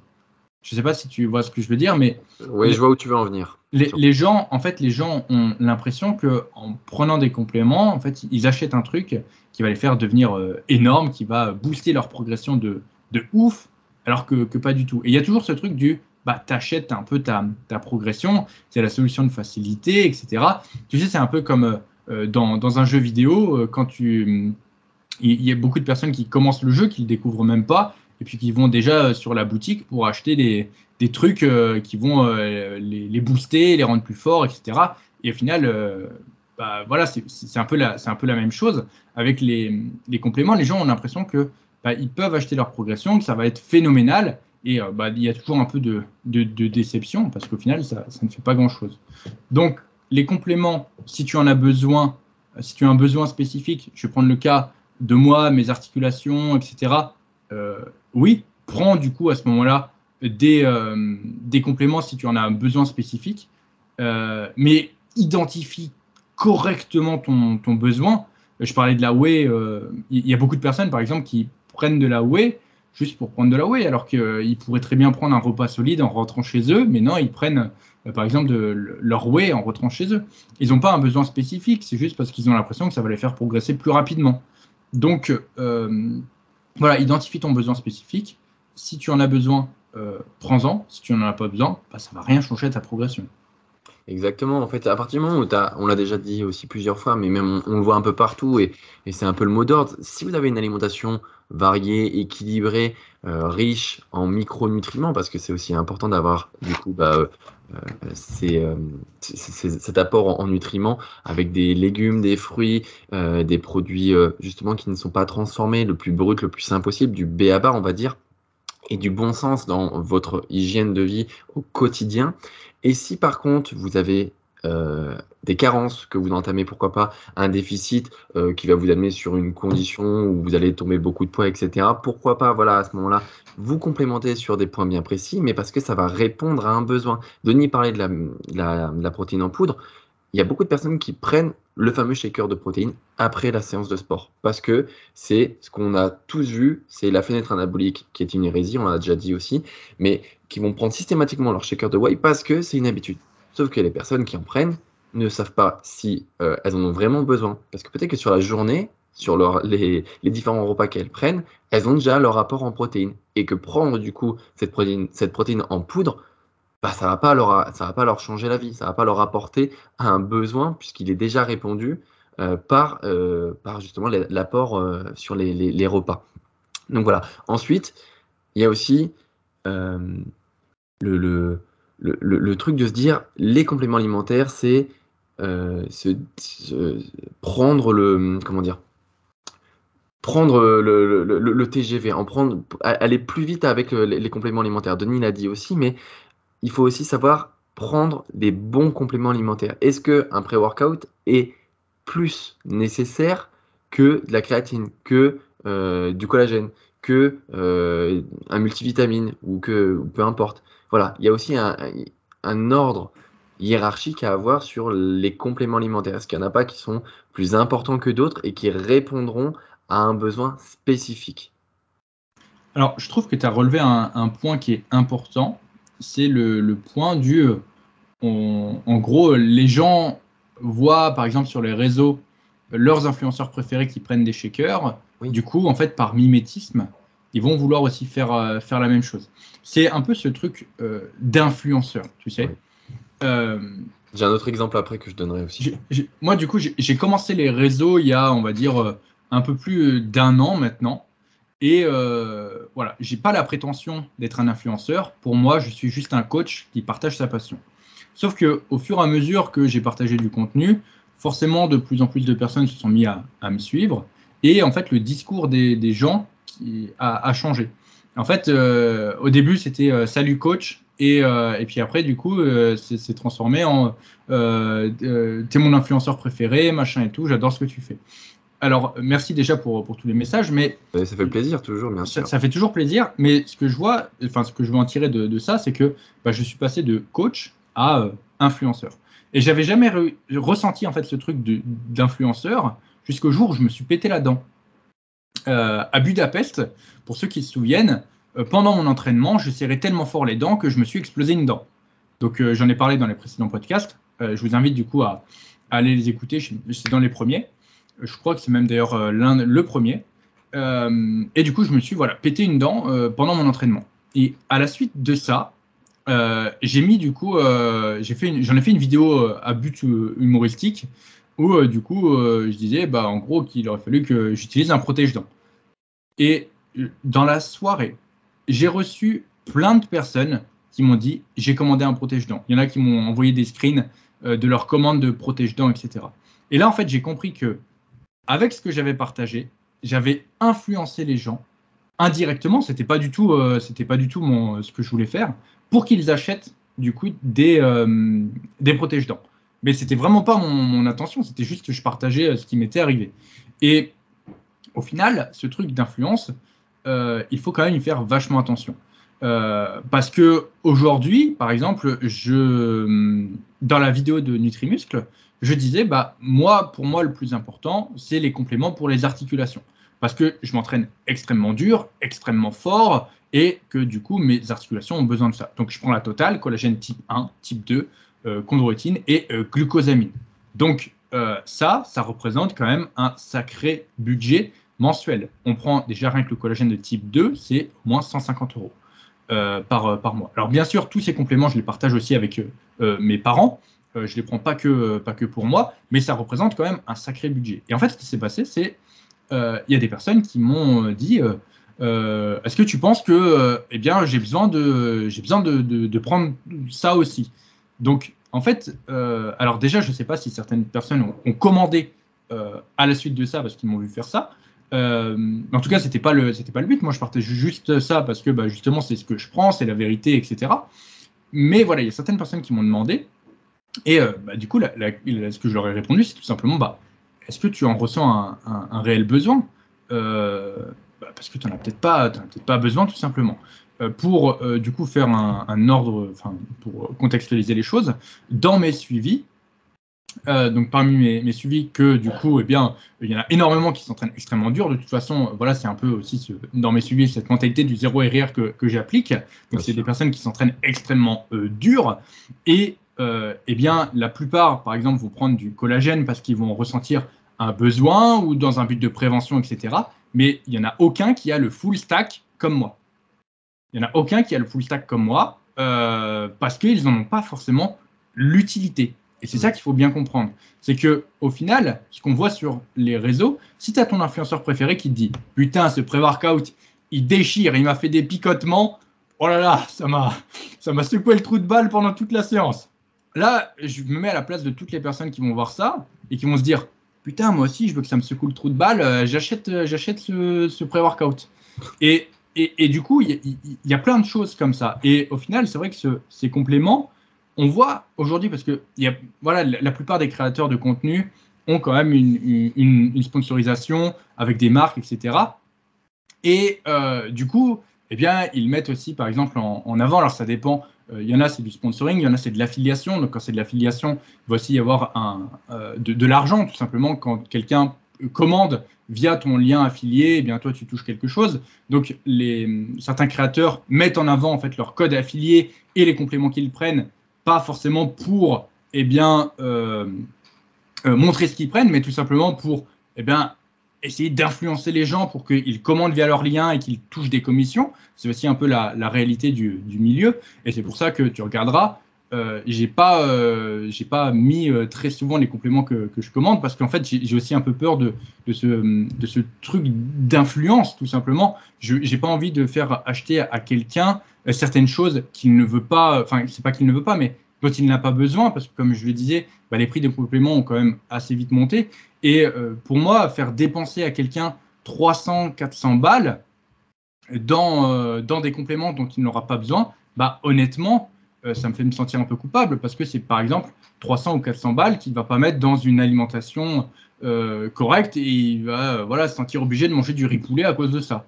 Donc, il y a aussi ce truc, voilà, on voit eh bien, nos influenceurs préférés partout et du coup, on a l'impression que...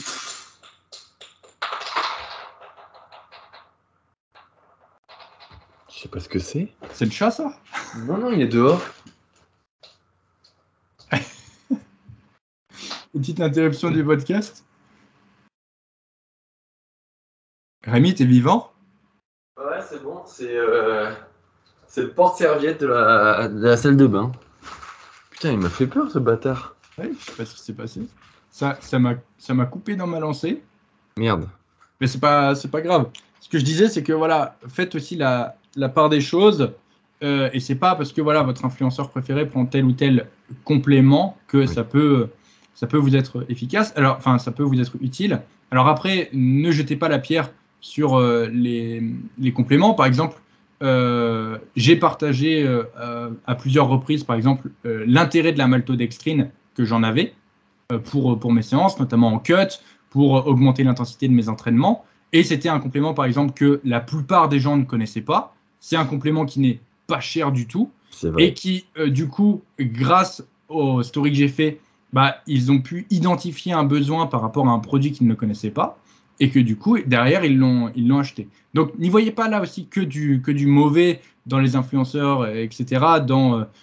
N'y voyez pas non plus aussi que des mauvaises intentions dans le partage de leur code, dans le partage de ce qu'ils prennent, etc. Mais voilà, gardez, c'est comme un peu ce qu'on disait avec les connaissances, faites aussi le tri par rapport à ça, identifiez vos besoins par rapport à ce qui existe, et après faites vos choix. Mais gardez bien à l'esprit que aucun complément ne sera jamais obligatoire. Du coup, je voulais prendre un exemple d'un petit jeune à la salle de sport qui justement est un peu matrixé par les réseaux sociaux et il aime bien suivre plusieurs influenceurs, comme tu dis, du fit game qui prône les pré-workouts, les acides, enfin les BCA, etc. Et la dernière fois, il vient avec son gros sac où dedans il y a bien sûr tous ses compléments alimentaires, ses petites canettes de Monster, etc. Et il fait la présentation à 2-3 de ses potes. Et il sort un premier pré-workout. Il dit ouais, celui-ci, je l'ai déjà testé, mais bon, je trouve qu'il n'est pas terrible et tout. Qui le veut? Il commence à faire son marchandage, il distribue ses compléments alimentaires. Donc tout ça pour dire que la naïveté de certaines personnes conduit certains à acheter des choses dont ils n'ont pas besoin, juste parce qu'une personne en a pris. Bon, c'est le principe d'influence, hein, on en est bien d'accord. Mais cette personne-là, du coup, a pu aussi me rapporter un truc comme quoi elle avait pris de l'ashwagandha. Donc c'est un peu le truc un peu à la mode. Et il s'est dit, bon, moi aussi, je vais tester. Sauf qu'il a pris trop de doses. Et qu'est-ce qui lui est arrivé? Il s'est tapé une méga chiasse de l'espace et il avait super mal au bide pendant plusieurs jours. Donc bien sûr, il a compris que soit c'était le complément alimentaire, soit c'était la posologie qui était pas bonne, soit voilà, c'était tout réuni en fait. Donc encore une fois, ne prenez pas pour argent comptant tout ce qu'on vous dit sur les réseaux sociaux. Soyez critiques. Intéressez-vous vraiment à ce qu'il y a derrière. Et après, faites votre choix éclairé. Alors moi, j'ai 2 choses à dire par rapport à ce que tu viens de dire. J'espère que je ne vais pas les oublier. Je vais commencer par la première. Je ne sais pas si tu te souviens, mais pendant très longtemps, Rémi, il y a la plupart de nos compléments qui nous étaient donnés. Ouais, certains, ouais. C'est incroyable le nombre de personnes qui nous ont donné leurs compléments qu'ils n'utilisaient pas. Parce que, en fait, tout simplement, ils les avaient achetés parce qu'ils avaient vu ça dans une vidéo ou ce genre de choses. Et au final, ils se rendaient compte qu'ils ne les utilisaient pas. Et derrière, du coup, nous, enfin voilà, le mec il me disait, tiens, j'ai acheté de la whey, mais j'aime pas. J'aime pas le goût. Nous, Voilà, avec Denis, on n'est pas difficile, faut dire. Ouais, c'est vrai. On On avait lui pas donne de un thunes. truc qui est gratos. Bon, le goût, on s'en fiche un petit peu. On avait l'habitude de prendre une protéine en poudre neutre, qui avait pas de goût au départ. On s'en foutait, nous. Voilà, on prenait. Et donc, dès qu'on avait une petite feuille avec un goût qu'on nous filait, ça nous allait très bien. Ouais, putain. Tu te souviens, on avait récupéré de la ardeur et de la native comme ça, Ouais. de la X native de chez Fitness Boutique. Je peux te dire que nous, au niveau du goût, on était là, mais c'est trop bon, on l'aurait bouffé à la cuillère. Tu te rappelles le petit pot qu'on avait on avait un fond de Black Protein qui nous restait. Non, c'était de la native. Ouais. De la native, ouais, pardon. Et c'était vraiment la dernière petite réserve. Et à chaque Non, fois, on me disait, bon, allez, on peut y goûter un petit peu. C'était pas ça, exactement? c'est pas ça la vraie histoire. Tu te souviens pas de ce petit pot là de merde? En fait, avec Rémi, je crois qu'on l'avait acheté celui-ci, la X native. C'était au moment où le Fitness Boutique voilà, proposait ça. Et c'était au début une gamme, c'était pas si cher que ça. C'était genre les 900 grammes devaient être à 29 €. Ça, Ça a bien augmenté, hein, mais ouais, bon. non, mais pour la X native, c'était cher à l'époque. C'était très cher. Mais enfin, nous, on C'était- était étudiants à l'époque. Ça nous faisait On mal a- au cul on a- de mettre. Voilà, ça faisait mal au cul. Mais en fait, je suis en train de réfléchir qu'aujourd'hui, 29,99 €, enfin, 30 balles le kilo, c'est le prix mini, quoi. Ouais. Enfin, bref. Mais du coup, on avait acheté ça. On avait acheté cette X native. Et en fait, elle était hyper bonne. Elle était au chocolat et tout. Et vraiment, on n'avait jamais bouffé une whey aussi bonne. Et ce qui s'était passé, c'est que à un moment, le pot s'est vidé. Enfin, le truc s'est vidé. Normal. Et moi, j'en avais besoin. Et je dis à Rémi, il n'y en a plus. Il dit, non, il n'y en a plus. Ah oui, moi je me rappelle, enculé. Il me dit, non, il n'y en a plus. Je dis, ok, pas de problème. Et un peu plus tard dans la journée, je reviens. Et je vois Rémi, il avait de la X native. Je reconnais cette odeur, je reconnais ce truc. Et je dis là, mais qu'est-ce que tu me dis qu'est-ce que tu me dis qu'il n'y en a plus? Je vois que t'en bouffé, espèce d'enfoiré, t'as été en racheté. Et en fait, ce qu'il avait fait, ce connard, c'est qu'il en avait planqué dans un petit pot. Vous savez, on avait des shakers avec une réserve bissable en dessous du shaker. Et c'était Ouais, ma mais petite réserve. il avait bien, parce que c'était pas les petites réserves de merde, il l'avait bien rempli. Et au final, j'avais dit, oh, enculé, t'as planqué la whey. Et en fait, pour la petite anecdote, il a plus jamais osé en reprendre. Il n'y a plus personne, en fait, que ça soit lui ou moi, personne n'a retouché à ce qui restait dans la réserve. Au final, il restait juste l'équivalent d'un shaker. Mais du coup, c'est resté dans le pot et on n'a jamais retouché parce que Rémi l'avait planqué, ce petit enfoiré-là. Et je sais pas comment on a terminé. On a dû faire le shaker de fin un jour, je sais pas, peut-être. Je me rappelle plus. Mais Enfin bref, voilà, tout ça pour dire que on a eu ces débrouillardises d'étudiants. ouais, mais ce que je voulais dire surtout par ça, c'est que beaucoup de personnes achètent des compléments dont ils n'ont pas besoin. Comme toi, tu disais, eh bien, du coup, la personne qui a acheté un pré-workout, ça coûte la peau du cul, c'est Bien sûr, 40-50 ça, balles. voilà, ça coûte extrêmement cher. 60 balles même pour certains. Là, qui les font venir de je sais pas où et tout, sur des sites, machin. Ça coûte vite très très cher et au final, les gens ne les utilisent pas. Et putain, quand tu mets 60 balles, attends, mais avec 60 balles, t'en achètes des entrecôtes. Hein. Donc, non, mais c'est vrai. Enfin, je veux dire, il y a des choses plus importantes dans lesquelles vous pouvez mettre votre argent. Donc, ça, c'est le point voilà, sur l'influence. Deuxième point, Rémi, tu as parlé de la méga chiasse qu'il s'est chopé. Bah, bien sûr, ouais. C'est intéressant de faire un petit rappel. Lorsque vous prenez un complément, ne prenez jamais tout de suite la dose qui est conseillée. Mhm. C'est-à-dire que, par exemple, pour la créa, il y en a beaucoup, la créa, pareil, ça va leur foutre la turbo-chiasse. Et pourquoi? Parce qu'en fait, ils passent de 0 g de créa par jour, enfin, juste, on va dire, les apports alimentaires, mais c'est très faible, à d'un coup, une méga dose de 5 grammes. Et parfois, même 5 grammes en une prise. Donc, tu te rends compte, tu multiplies par je ne sais pas combien la dose que tu prends quotidiennement, et du coup, ton corps, comment il réagit? Turbo-chiasse. Donc, voilà, faites-le toujours progressivement. Faites une première semaine à 1 gramme, 2 grammes, 3 grammes, 4 grammes, 5 grammes, et c'est comme ça pour tous les compléments. Si vous avez des compléments que vous digérez mal, juste séquencez la dose, faites-le progressivement, parce qu'en fait, je ne sais pas si vous vous rendez compte, mais vous prenez genre des méga doses, vous filez des méga doses à votre corps d'un coup. Donc, ouais, faites, si vous avez mal au ventre, si vous chopez la grosse chiasse, du coup, faites-le progressivement et ça devrait aller mieux. Et puis on connaît surtout, tu sais, la dose et enfin, la petite dosette et la dose, justement. Où on a tendance à toujours faire une scoop un peu garnie, un peu. Bah voilà, mais sauf que ces grammes en plus, là, au bout d'un moment, ça plus ça en fait beaucoup plus à la fin. J'avais fait une étude sur la consommation des protéines chez les pratiquants. Alors, c'était pas une grosse étude qui est sortie, c'était une étude à ma petite échelle sur quand même, il y avait pas mal de participants. C'était sur la quantité de protéines qu'ils consommaient et surtout donc la quantité de protéines générales et la quantité de protéines en poudre surtout qu'ils consommaient.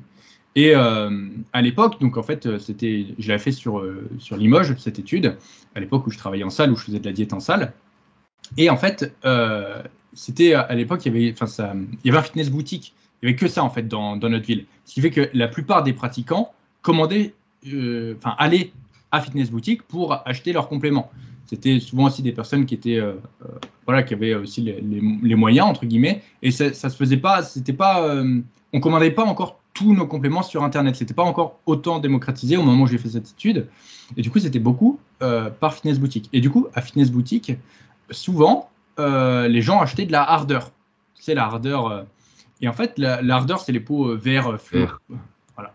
Et en fait, pour que vous visualisez, les scoops des hardeurs, donc ils vont recommander par exemple, je sais plus, 50 grammes, je crois, 2 fois par jour. Donc déjà, ce qu'ils recommandent, la quantité de protéines qu'ils recommandent en poudre, elle est énorme. 50 grammes x 2, ça fait 100 grammes de protéines en poudre par jour. C'est énorme. Et au final, quand j'ai fait cette étude, je me suis aperçu déjà que les dosettes, elles faisaient 70 grammes. Donc, en fait, si tu prenais une dosette pleine, ça faisait pas 50, ça faisait 70. Marketing, ouais. C'est ça. Donc, en fait, il disait prendre 2 dosettes de 50 grammes. Mais en fait, du coup, en lisant ça, tu te disais, la dosette, elle fait 50 grammes. Non, elle faisait 70 et il y avait un petit trait pour le 50. Et en plus de ça, il y a toujours ce truc oh, il faut que j'en mette un peu plus. Donc, au final, c'était des dosettes. Ça va prendre plus de muscles. C'est ça. C'était des dosettes de 70 grammes. Et en fait, les gens, quand ils en prenaient, tu sais, c'était la dosette bien pleine ou même. Bien tassée. Ouais. On regarde un petit peu dessus. Non, il les tassait pas quand même, mais vraiment, genre, il prenait bien et c'était la scoop où t'en as sur le pouce, tu vois. et il prenait ça. Et au final, dans cette étude, donc j'avais choisi aussi un peu des participants. Honnêtement, cette étude, elle était complètement biaisée parce que j'avais pris des pratiquants qui prenaient des protéines en poudre, qui s'entraînaient, etc., qui avaient un certain profil. J'ai pas pris tous ceux qui venaient à la salle, donc elle était vraiment biaisée, cette étude. Mais ce qui était intéressant, c'est que, eh bien, sur quasiment tous les participants, ils prenaient vraiment des méga dosettes de ouf. La plupart étaient du coup chez Harder. Et au final, ils prenaient des shakers à 80 grammes de whey et ils en prenaient 2 à 3 par jour pour certains, plus certains consommaient des 300 grammes de poulet. Et ce qui en était sorti, c'est que les fameux 2 grammes de protéines par kilo de poids de corps, il n'y en a aucun qui était en dessous, ils étaient tous au-dessus. Et je crois, j'ai plus les chiffres en tête, mais la moyenne était genre à 2,9 grammes de protéines par kilo de poids de corps sur les participants. Et c'était un truc de ouf. Et je me souviens que ce jour-là, j'étais là en mode ah ouais, les gens ils prennent. Moi, ma whey, tu sais, elle était toujours bien pesée, bien millimétrée à la balance et tout. Et eux, ils étaient là parce que c'était pas une scoop, c'était une pelle. C'est pour les gainers, ça. Non, mais même la hardeur, c'était. Ah ouais, c'était une petite pelle. Je me demande si c'était pas pour la hardeur. Je me demande si c'était pas pour. Ah, peut-être que c'était pour le gainer de chez Harder alors. Ouais. Mais enfin bref, tout ça pour dire quand même que les dosettes, elles étaient truquées. Enfin, elles étaient. Ouais, les dosettes étaient truquées. Ouais, les dosettes étaient truquées. Et effectivement, ça se trouve, la dosette de gainer, c'était une pelle. Et ça se trouve, elle recommandait 90 grammes, elle devait faire 120, tu vois, un truc comme ça. Mais d'ailleurs, s'il y en a par ici qui prennent encore de la hardeur, dites-nous si c'est toujours les mêmes scoops. Ouais. Et dites-nous votre préféré aussi. Si vous avez... Comment elle s'appelait nous? C'était chocolat? C'était juste chocolat? Ouais, X Native chocolat. Après, honnêtement, une protéine, il y en a beaucoup qui vont vraiment miser sur le goût. Personnellement, moi, la Nutrimuscle, elle me convient très très bien au niveau du goût, mais parce que aussi, je la prends d'une façon particulière. Ah oui, tu avais expliqué. Alors, déjà, si vous avez un problème avec votre protéine, si vous trouvez qu'elle a un goût dégueulasse, le petit tips pour l'améliorer, c'est de mettre un peu de sel dedans. Mettez un peu de sel dans votre protéine, ça va tout de suite l'améliorer. Mais alors, mettez pas la dose de sel, mettez genre juste un tout petit peu. Et vous allez voir que ça va grandement améliorer le goût. Alors, bien sûr, si vous avez pris un goût un peu fruité, etc., ça ne marchera pas. Mais si c'est chocolat ou vanille, ou caramel, ou un truc comme ça va forcément l'améliorer. Ça, c'est le premier tips. Deuxième tips, ne prenez pas votre whey dans un shaker. Honnêtement, ça fait des années que je ne prends plus ma whey dans un shaker. Déjà, j'en prends très rarement. J'ai un pot de whey. Là, j'ai un pot de whey. Ça fait depuis janvier que je suis rentré en France. J'ai un pot de whey. J'ai dû taper 6 fois dedans, 7 fois dedans. Et en fait, à chaque fois, ce que je fais, c'est que je prends ma protéine, je la mets dans un bol, je mets un tout petit peu d'eau, je me fais une crème. Ça me fait une espèce de crème. Et ça, soit je le mets en topping sur ma crème de riz, soit, par exemple, ça m'arrive avec ma. Donc là, j'ai de la whey bio, nature. Et par exemple, ce que je fais, c'est que donc je prends ma whey nature, je la mets dans mon bol, je mets un peu de cacao, je mets de l'eau avec, je tourne, ça me fait une pâte. Et par exemple, après, je l'étale sur, je sais pas, du pain de mie. Et ça me fait du Nutella protéiné. Et là, je vous vois venir. Denis, pourquoi tu partages pas la recette? Je l'ai fait. Mais les recettes que j'ai partagées, elles sont vraiment super mal passées. J'ai partagé deux ou trois recettes comme ça. Ah, pareil, ouais, putain, j'en avais fait une aussi. Honnêtement, je fais ma vidéo recette Nutella protéinée et tout. Je me dis ça va marcher de ouf. je prends ma whey, je prends mon chocolat, je tourne, je mélange. Ouais, j'ai fait ça un peu à la Walligen. C'était pas très propre, enfin c'était pas très propre, c'était pas très bien présenté, on voyait qu'il y avait un peu de morceaux et tout. J'aurais pu faire ça mieux, c'est vrai. Mais je me suis fait défoncer dans les commentaires en mode c'est dégueulasse, c'est pas bon et C'est tout. pas appétissant. Ouais. Et en fait, ça c'était quand j'ai posté la vidéo. Et dans la journée ou le lendemain ou le surlendemain, il y en a qui sont revenus, qui m'ont dit oh, j'ai essayé, c'est une dinguerie. Mais en fait, je me suis pris une vague de commentaires négatifs sur la recette, sachant que c'était la deuxième. J'avais fait une recette. Merde, je sais plus ce que c'était ma première recette. C'était un truc avec une banane, je sais plus ce que j'avais foutu. Enfin, c'était incroyable aussi.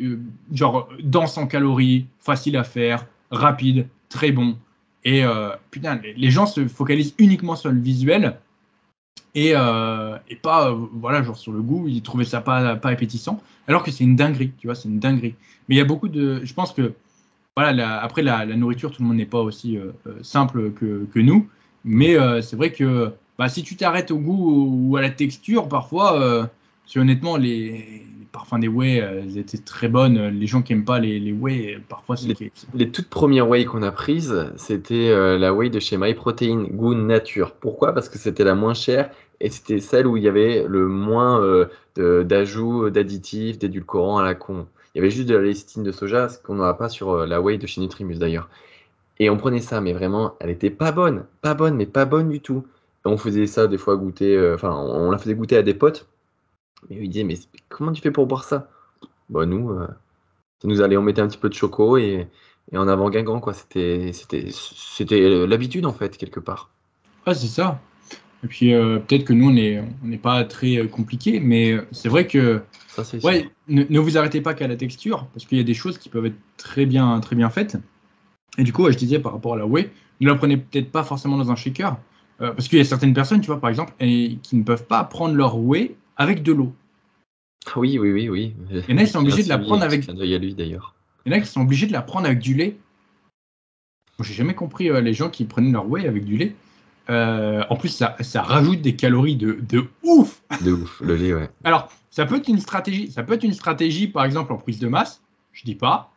Euh, mais honnêtement, avec de l'eau, j'ai toujours prise avec de l'eau avant que je commence du coup à la mettre dans mon petit bol et me faire un topping, une crème. Mais ouais, j'ai jamais vu le problème. Donc, whey nature. Moi, je me souviens même, ce que je faisais, c'était immonde. J'ai le goût horrible. Je prenais du coup, donc pendant ma séance, j'avais des BCA. Ne me jugez pas. Quelle erreur. Des BCA neutres, hein, bien sûr. Ah oui, Ah, neutre. Ah oui, alors ça, ah par oui, contre, c'était du ah oui, taf, oui. hein. Alors, est-ce qu'il y a des warriors ici? Je suis sûr, et ça se trouve, ça n'existe même plus les BCA neutres. Qui fait partie des warriors et qui prenait des BCA au goût neutre? Ah ouais. Ça, c'était très, très puissant. Ça, c'était Ouais. pas bon Alors, du tout. les BCA, vous n'en avez pas besoin, hein. Ne vous posez même pas la question, vous n'en aurez jamais besoin des BCA si vous avez suffisamment de protéines dans votre alimentation. Ou hors cas particulier, type des personnes qui vont avoir un mode d'alimentation particulier, chez certaines personnes qui sont végétariens, ce genre de choses, Ouais, c'est ça. ça peut être concevable. Ou parfois en préparation, quand on est très bas en calories, etc. Mais bon, bref, on ne va pas rentrer dans les détails. 99,99999% des gens n'en auront jamais besoin. Mais ça, du coup, donc je faisais ça, baisser à goût neutre. Et parfois, à la fin de ma séance, quand j'avais pas fini mon shaker, bah, c'était la fenêtre anabolique, hein.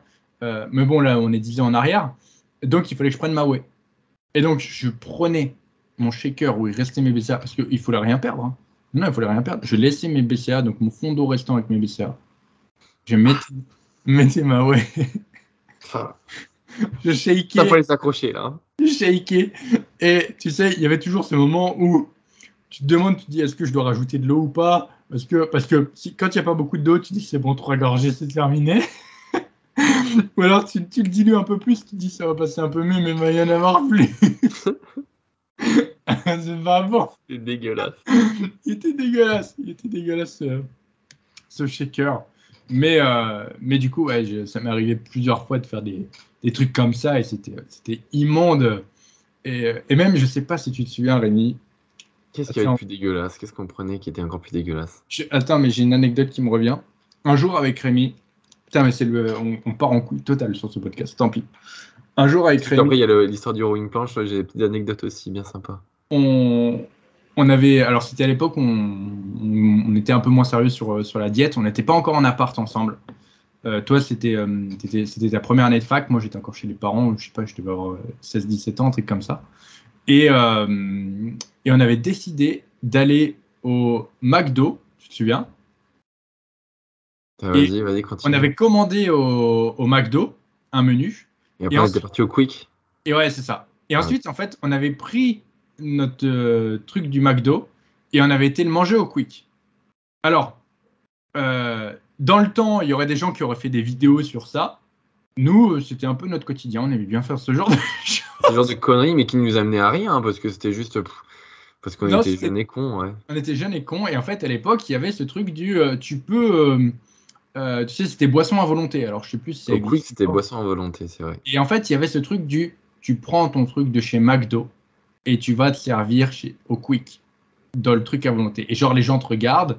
Enfin, ça, c'est ce que tu espères. Tu vois, genre, les gens, ils te regardent avec ton truc McDo. Toi, tu es tout fier et en fait, tu es au Quick. Voilà. Voilà, c'était le truc.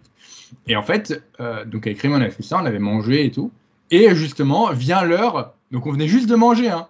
Mais vient l'heure de la whey. Eh bah, parce que 17h, voilà, hein, Peu importe, peu ça importe si sonne, hein, ça sonne, c'est l'heure. exactement. Peu importe si tu as mangé ton truc, il faut que tu prennes ta whey. Et j'avais fait whey nature Oasis. Parce que du coup, j'avais pas d'eau. Donc j'avais rempli mon shaker à la fontaine du Quick. Mais c'était pour ça qu'on avait été justement au Quick, parce qu'on n'avait pas de flotte. Non, non, on C'est juste voulait. parce que c'était pour le défi aussi. Ouais, c'était vraiment pour le défi. Mais je Pour, crois que je dois avoir une photo ou un truc oui, comme oui, ça. oui, oui, on en a une. Une photo où je crois que je t'avais filmé en mode Kratos pendant que tu allais chercher ton truc. Je pensais que ça allait être un truc de dingue et tout. Mais et du coup, ouais, ça c'était vraiment la pire combinaison que j'ai faite. Oasis, Whey Nature, My Protein. Et ça, honnêtement, je me souviens. En plus, j'avais le McDo. Ah, j'ai failli le BGA. La caséine, mec. Ah, la C'était caséine. pas très bon. Ça, c'était vraiment pas bon aussi. La caséine, c'est pas bon. Parce que la caséine, c'est ça. En fait, on mangeait à 20h, 20h, 20h30, notre repas du soir. Mais attention, il faut aller prendre notre caséine avant d'aller faire dodo. Encore une fois, ne faites pas ça, c'est une bêtise. Et à 22h30, on se retrouvait pour faire notre petite caséine, notre pré-dodo. Et ça, c'était aussi un Ah, grand moment. c'était repas 20h, vu comme c'était le Dirty Bulk, fin de repas 21h30, 21h45 même, 22h caséine. Voilà, donc là, vous êtes sur un podcast où justement, on voit un petit peu toute cette éducation qu'on a eue de ce qu'il faut faire maintenant et ce qu'il ne faut pas faire quand Oui, quand c'est on ça. vous parle de ça. Mais c'est bien, on parlait du processus, tu sais, Mm. les marches à monter précédemment. Bah, à ce moment-là, clairement, on était très loin de l'escalier et je suis sûr qu'à ce moment-là, moi, dans ma tête, je me considérais comme pratiquant avancé. Ouais, c'est ça. Et on se permettait de dire, ouais, putain, là, c'est vraiment pas un bon mouvement, machin, ou là, il faudrait le faire comme ça pour faire du développé couché. Ça se trouve, on avait peut-être ce genre de raisonnement aussi là, hein. Ouais, c'est ça. Mais en même temps, on arrivait, on était là avec nos cycles de progression, Ouais. personne ne savait ce que c'était. Nous, nos poids montaient et tout. Enfin, on était là, on avait l'impression d'être les rois du pétrole. Et au final, c'est ça, c'est aussi. Euh, euh, en fait, une marche supplémentaire, ce serait de dire que, au final, accepter de ne rien savoir, c'est aussi en soi progresser dans ta pratique. Bien sûr. C'est joliment dit, ça. Mm. Bon, mon frère, on On recentre fait la un peu. dernière question parce que là, Ouais, on le traîne un rowing peu. planche. Putain, ça va nous faire un podcast de 2 heures encore. On Non, est mais désolé, on pensait en faire un de 1h30. Donc, moi, ouais, j'avais dit je pensais 1h15, tu vois, mais c'est pas grave. Bon, mon frère, le rowing planche à vie. Qu'est-ce que tu penses du rowing planche, sachant que tu en as dans ton programme actuellement? exactement, ouais. Alors donc pour resituer un petit peu le rowing planche, donc Denis l'a dit en intro de cette vidéo, c'est travailler avec un banc à l'horizontale, un banc ou avec des steps, peu importe, pour avoir un mouvement de rowing qui suit du coup un mouvement vraiment vertical. Et donc là, l'idée du rowing planche derrière tout ça, c'est surtout de travailler en stabilité où on va avoir un appui total de notre torse, de notre tronc, et du coup désactiver nos lombaires. Donc ça part, enfin voilà, moi si j'ai dans ma programmation, c'est que j'y vois vraiment un grand intérêt. En revanche, est-ce qu'il est obligatoire? Non. je veux dire par là que dans ma salle de sport, là, le jour où je fais le rowing planche, c'est parce que je n'ai pas d'alternative à ce rowing planche. Par contre, si vous avez une machine, ou enfin un seated row, peu importe, un exercice qui vous fait travailler dans cet angle-là, où vous avez un appui et vous avez un mouvement avec les coudes hauts, eh bien, c'est un exercice de substitution et donc un exercice qui est entièrement faisable également. Donc le rowing planche, c'est un exercice que j'apprécie et que je fais depuis de nombreuses années parce que je pense qu'il est responsable de mon dos en grande partie. J'ai toujours très bien adhéré à cet exercice-là, je l'ai toujours bien senti. Enfin, je sais que quand je le fais, il est puissant en fait, il est là quoi. Enfin, je sais que mon dos, il aime bien quoi. C'est la petite cacahuète, ça, il aime bien. Et après, c'est un exercice qui est aussi agréable à faire puisqu'on peut faire une surcharge progressive, puisqu'on rajoute nos poids, nos microplates, bref. Et voilà, ça permet juste de faire un bon exercice pour le dos. On est en stabilité. En fait, il coche toutes les cases d'un bon exercice, on va dire, puisque c'est un exercice où on est stable. C'est un exercice où on peut monter en charge, donc assez facilement avec des plaques de 1,25, etc. et des microplates si besoin. Et c'est un exercice qui va travailler efficacement votre dos. Voilà. Alors, qu'est-ce que je pense du rowing planche? Le rowing planche, T'en as fait un paquet toi aussi. Hein. j'ai saigné le mouvement. Ouais, j'en ai fait Tellement vraiment. signé, rappelle-toi, il avait même une petite marque ici. Allez, il balance les anecdotes. Ah ben, enfin, obligatoirement. Mais attends, je vais d'abord donner mon avis Vas-y. et on en parlera. Le rowing planche, c'est un mouvement qui a plusieurs avantages. Le premier, c'est que effectivement, il va enlever le facteur limitant du gainage. Donc, c'est pas comme sur un rowing à la barre où du coup, eh bien, ton gainage pourra lâcher avant du coup les muscles que tu souhaites cibler. Aussi, en enlevant ce facteur limitant, tu réduis aussi les risques de blessure. Ben Oui, oui. parce que du coup, tu as moins de pression sur le bas du dos. Donc, voilà, au final, c'est 2 points. C'est 2 points. Troisièmement, le rowing planche, eh bien, c'est un mouvement sur lequel tu vas pouvoir avoir une amplitude de mouvement assez grande. Parce que tu compares un rowing à la barre classique, souvent le rowing à la barre classique, c'est très dur, ou alors sur la version pendlée, mais tout le monde ne peut pas faire la version pendlée, où du coup, en fait, tu vas avoir le buste qui sera parallèle au sol au final, et du coup, tu pourras aller chercher une grande amplitude de mouvement. Sur un rowing à la barre, souvent, tu es à 45, voire beaucoup plus pour, pour la plupart des gens. Ce qui fait que, eh bien, enfin beaucoup moins, pardon, ce qui fait que, eh bien, tu as une amplitude de mouvement qui est extrêmement réduite. Quatrièmement, c'est un mouvement qui, dans ta salle, si tu n'as pas un bon seated row ou de bonnes poulies, bah, c'est quand même un mouvement que tu peux assez facilement faire avec, voilà, un peu de si tu réfléchis un peu, j'allais dire un peu de bricolage, mais j'ai peur que ça soit connoté négativement. Non, il faut Mais en être fier justement de faire un peu de bricolage. mais du coup, voilà, tu prends un step, 2 box ou un banc. Ça se fait assez facilement, voire très facilement. Même pour les gens qui sont en home gym, ça peut se faire assez facilement. D'ailleurs, nous, avec Rémi, pendant le confinement, le rowing planche a été l'une des premières machines. Et rappelez-vous, c'était un rowing planche vraiment Vraiment planche, planche. parce que du coup, on avait pris une poutre dans laquelle on avait inséré ça dans une palette et ça nous faisait notre rowing planche. Donc ça, du coup, c'est les avantages du rowing planche. Il y en avait un autre, mais je l'ai oublié. Il me reviendra peut-être. Donc oui, ça en fait un très bon mouvement. Maintenant, honnêtement, si tu as accès à un seated row dans ta salle, il y a quand même un peu moins d'intérêt parce qu'il y a toute la mise en place, etc., qui risque d'être beaucoup plus contraignante. Si tu as un bon chest supported row dans ta salle, tu n'as plus besoin de rowing planche. Mais sinon, à part ça, c'est un très bon mouvement. En plus, tu peux le faire aussi, tu n'es pas obligé de le faire à la barre, tu peux aussi utiliser des haltères et le faire du coup avec une prise un peu plus serrée pour mettre l'accent un peu plus sur les grands dorsaux. Enfin, il y a pas mal de choses qui sont possibles de faire. Comme disait Rémi, c'est un mouvement moi, que j'ai particulièrement saigné. J'en ai fait pendant très longtemps. C'était en fait mes séances de bench, j'avais du bench et derrière, j'avais systématiquement du rowing planche.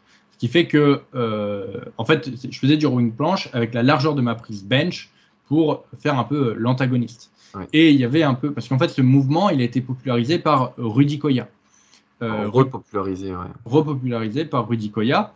Parce que du coup, il en faisait des concours, etc. Et il y avait un peu ce truc c'était les performances super physiques. Et je me souviens que la meilleure perf, c'était 23 à 80, 23 reps à 80 kilos, parce que c'est un mouvement c'est dur. C'est assez dur. Et du coup, j'ai essayé aussi indirectement de battre ce record de 23 à 80. Je crois que j'avais dû faire 22, un truc comme ça. J'ai fait 15 à 80 hier, moi. Bien, mon frère. Mais après, je pense que voilà, c'était les standards d'il y a un petit moment aussi. Hein. Donc aujourd'hui, je pense que la perf serait bien plus haute que ça. Mais du coup, voilà, c'est un mouvement qui est particulièrement intéressant si jamais tu manques de matériel. Si jamais tu as un chest supporté de row dans ta salle, bah, honnêtement, tu n'as pas besoin forcément de te faire chier avec ça. Parce que les montages, parfois, sont pas toujours aussi simples. Je sais que moi, j'ai testé plusieurs types de montages. Certains où, du coup, je désactivais mes jambes. Où, du coup, j'ai testé pas mal de trucs. Et c'est vrai que ça peut être un peu relou de tout installer. D'autant plus que lorsque tu fais ce mouvement, en général, je sais pas comment tu le fais, mais en fait, il y a toujours cette intention de vitesse que tu mets sur tes mouvements. Tu sais, la concentrique doit toujours être extrêmement rapide. Tu vois, c'est l'excentrique qui est contrôlé, mais la concentrique, tu la fais toujours le plus rapidement possible. Ce qui fait que, en fait, je me souviens très bien sur mes séries de chauffe ou même sur les séries, comme je disais, le 22 à 80. En fait, je faisais ça avec des steps. Et quand je mettais un coup dans le step, ça me faisait sauter. Et c'est pour ça que du coup j'avais des marques sur le front parce qu'en fait moi j'étais en appui et quand je tapais dedans comme un bourrin, ça faisait remonter le step, ça me tapait dans la tête, ça m'explosait le front, je saignais du front. Et en plus de ça, vu comme c'était des steps qui étaient emboîtés, ça les faisait sauter et parfois je me retrouvais sur le côté. Enfin c'était pas ultra pratique. Là Rémi, tu le fais toi sur un setup qui est quand même un peu plus stable avec un banc. Donc en fait tout dépend aussi de ton setup. Il y a des bancs de rowing planche aussi qui existent. C'est assez intéressant d'ailleurs. Je pense que dans notre future salle de sport, il y en aura peut-être un. Ouais, voilà un truc. En plus, c'est vraiment pas très cher et on en retrouve Ouais, un peu partout en fait. Enfin, dans des home gym, on en retrouve un peu partout maintenant. ouais, honnêtement, c'est les prix de l'époque, mais je crois que de mémoire, c'était 300 balles. Et 300 balles, tu avais un banc de rowing planche et tu peux faire du rowing planche avec. Et tu peux faire aussi tu peux faire tes élévations postérieures avec. Tu peux faire vraiment, tu peux faire plein de choses avec un banc comme ça. Mais voilà, c'est un bon mouvement. C'est un bon mouvement que tu peux inclure dans tes séances sans problème. Exactement. Donc, comme Denis l'a dit, si vous avez un bon chest supported row, un bon seated row, ou même si vous avez une bonne poulie avec un banc, vous pouvez très bien faire votre setup de cette façon-là. Si toutefois vous n'avez pas ces trois choses-là, ce qui est possible, vous pouvez passer sur un rowing planche avec le montage que vous pouvez avoir en fait, le faire à la barre ou aux haltères, puisque la variante aux haltères aussi est intéressante. Et à ce moment-là, vous aurez un exercice assez complet. Moi, pour le coup, je l'ai fait à Fitness Park il y a de ça maintenant un petit mois. Parce que justement, dans le Fitness Park, moi, je trouvais pas d'exercice qui m'inspirait. Et donc, du coup, j'ai fait un bon rowing planche. J'ai pris les deux grosses box de CrossFit là, qu'on a maintenant un peu dans toutes les salles de sport. Hein. Et j'avais mis un banc par-dessus et roule ma poule, quoi. C'était parfait. J'avais mis ça dans un rack de CrossFit, justement, où je pouvais directement sortir ma barre et puis c'était parti. Mm. Après, faites attention aussi parce que au basique, je le faisais avec des steps. Et du coup, bon, basique m'aimait pas trop, mais du coup, dès qu'il y avait un step qui était pété, il m'accusait. Alors que, bon, voilà, moi je travaillais au basique. Je voyais bien les gros Google qui sautaient dessus. C'était plus ça qui les défonçait, je pense, que mon rowing planche. Mais ça devait pas non plus les améliorer. Enfin, ça devait pas arranger les choses non plus. Bien sûr. Mais voilà, faites attention aussi au matos. Parce que du coup, ça peut aussi voilà, être problématique dans la salle où vous vous entraînez. Mais j'ai envie de dire, aujourd'hui, si tu t'entraînes dans un basique ou un fitness park, tu as forcément accès à un chest supported row. Ça dépend, tu vois, le Technogym, moi je le trouve vraiment pas ouf. Hein. Il faut le dompter, le Technogym. Il a un axe qui va vers le bas. Il y a une Mais divergence quand même assez importante, je trouve. attends, mais tu parles de laquelle? De la gamme Pure La... String? Ouais, la Pure String, ouais. Non, ça va. Honnêtement, il est bien. Après, si tu as l'euro aussi, tu peux te faire Ah un. oui, ça c'est autre chose. Oui, là, le raw, là je parlais vraiment du raw classique. Ouais, mais enfin, je veux dire, ça revient un peu au même suivant la position de tes coudes. Mais non, enfin, honnêtement, aujourd'hui, il y a très peu de personnes qui seront dans le cas où ils devront faire du rowing planche. C'est vrai. Et après, si vous aimez l'exercice, faites-le, hein. C'est marrant. Alors tout à l'heure, tu parlais aussi de la vitesse d'exécution. Typiquement, moi, le rowing planche, c'est un exercice que je fais avant tout par plaisir parce que je l'aime. Enfin, j'aime vraiment beaucoup faire cet exercice. Ça fait des années que je le fais. Et il me rappelle toujours un petit peu mes débuts. Quand j'étais justement à fond avec Superphysique, où je cherchais à battre ma progression, voilà, à essayer de battre même les perfs du SP Gym. Et justement, voilà, le rowing planche, il a aussi cette nostalgie. Donc, c'est pour ça que je le fais. Je le fais avec des respos. Sincèrement, c'est un exercice où je me fais plaisir dessus. Mais par contre, le reste, on va dire que c'est d'autres exercices qui sont peut-être un peu plus en lien avec la mouvance en fait, que j'ai de la musculation actuellement. Mais le rowing planche, c'est vraiment ma Madeleine de Proust. Alors, rowing planche, moi, je me suis bien marré avec. Hein. Ouais. Ouais, j'ai envie de dire, le rowing planche, c'est le mouvement parfait pour les bourrins. Et tu tapes fort, ça fait du bruit, c'est rigolo, tu te Puis, il sens tape le fort. dos. Enfin, faut pas oublier quand même, c'est un Ouais, super exercice. ouais, puis c'est un bon exercice. Ouais, c'est vrai. Enfin, donc ouais, si tu aimes ça, tu peux le faire de temps en temps. Mais c'est un exercice qui, voilà quoi. Honnêtement, si déjà tu mets 60 kilos, t'es bien. Mais je parle de 60 kilos avec une bonne amplitude Mm. et un bon mouvement. Donc ouais, c'est un mouvement où au niveau de l'ego, ça calme un peu quoi. Yes. Bon Rémi, je crois qu'on a fait toutes les questions. Ouais, une dernière question qui a été un peu plus rapide, mais en même temps, il n'y a peut-être pas forcément besoin d'aller aussi loin dans la réflexion. Ouais, elle était tout aussi intéressante. Bien sûr, ça Je ne veut pense pas que dire c'est qu'elle n'était pas. un bon podcast à l'ancienne avec pas mal d'anecdotes au final. Ah ouais. C'est bien sympa. Mm. C'est vrai que c'est vrai que tu sais ce truc du quick là, ça me rappelle toutes les conneries qu'on a faites. Ouais, on en a fait, hein. Les C'est memories, alors bon, bah forcément, vous avez certainement Snapchat, mais avec Denis, on a enregistré toutes nos conneries, et là, bah forcément, vous avez les on memories qui arrivent au fur et à mesure. on n'enregistrait pas toutes nos conneries, mais Non, pas je sais toutes. que avec Rémi, on a commencé à faire pas mal de trucs comme ça. Je suis sûr à l'époque, si on avait ouvert une chaîne YouTube où on avait partagé nos trucs, je suis sûr que ça aurait marché. Ah, rappelle-toi, on avait ouvert un Vine, les frères gallois. C'est vrai, on avait ouvert... Ouais, mais Ouais, je pense les que gens si vont vous les chercher. grattez, si vous grattez, il doit y avoir encore des trucs. Les gens vont les chercher. Merde. Putain, Rémi, on avait dit de pas de partager les dossiers.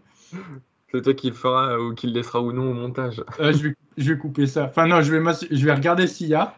S'il y a et que c'est trop dossier, je le couperai au montage. Ou pas, ça se trouve, j'aurai la flemme. Bon, en tout cas, on vous remercie du coup pour cette nouvelle écoute du podcast. Rémi, on n'a pas trop géré le référencement pour ça. Donc, bah, écoutez, commentez ce podcast avec ce que vous avez envie de dire, ce que vous en avez pensé. Ah ouais, je sais. N'hésitez pas à nous dire ce que vous voulez voir dans le podcast. Pourquoi pas des suggestions d'invités, des suggestions de thèmes. N'hésitez pas à nous partager tout ça. C'est vrai que parce que là, du coup, on va faire, je pense, quelques prochains formats FAQ. On n'a pas forcément d'invités potentiels, donc n'hésitez pas à nous en voilà, suggérer ou suggérer des épisodes spéciaux. Ça serait avec plaisir qu'on pourrait vous faire ça. Mm. Rémi, le mot de la fin, tu as d'autres choses à ajouter ou pas? Non, pas spécialement, juste que bah, toutes les sangles à cliquer ont bien été écoulées et que justement bah, les personnes qui ont reçu leur sangle à cliquer bah, les utilisent avec acharnement leur nouvel outil. Donc voilà, pour ceux qui sont encore là et qui utilisent la sangle à cliquer, faites-nous un petit retour justement sur l'utilisation. Oui, c'est vrai que toutes les sangles à cliquer ont été utilisées. Ah ouais, elles sont toutes parties là. Bah, tant mieux, c'est ça, il fallait qu'elles servent. Et on est content qu'elles servent du coup à des personnes qui écoutent le podcast. Bien sûr. Bon, bah écoutez, on vous remercie tous pour votre écoute et on vous dit à très bientôt dans un prochain épisode du 0RR Podcast. À bientôt.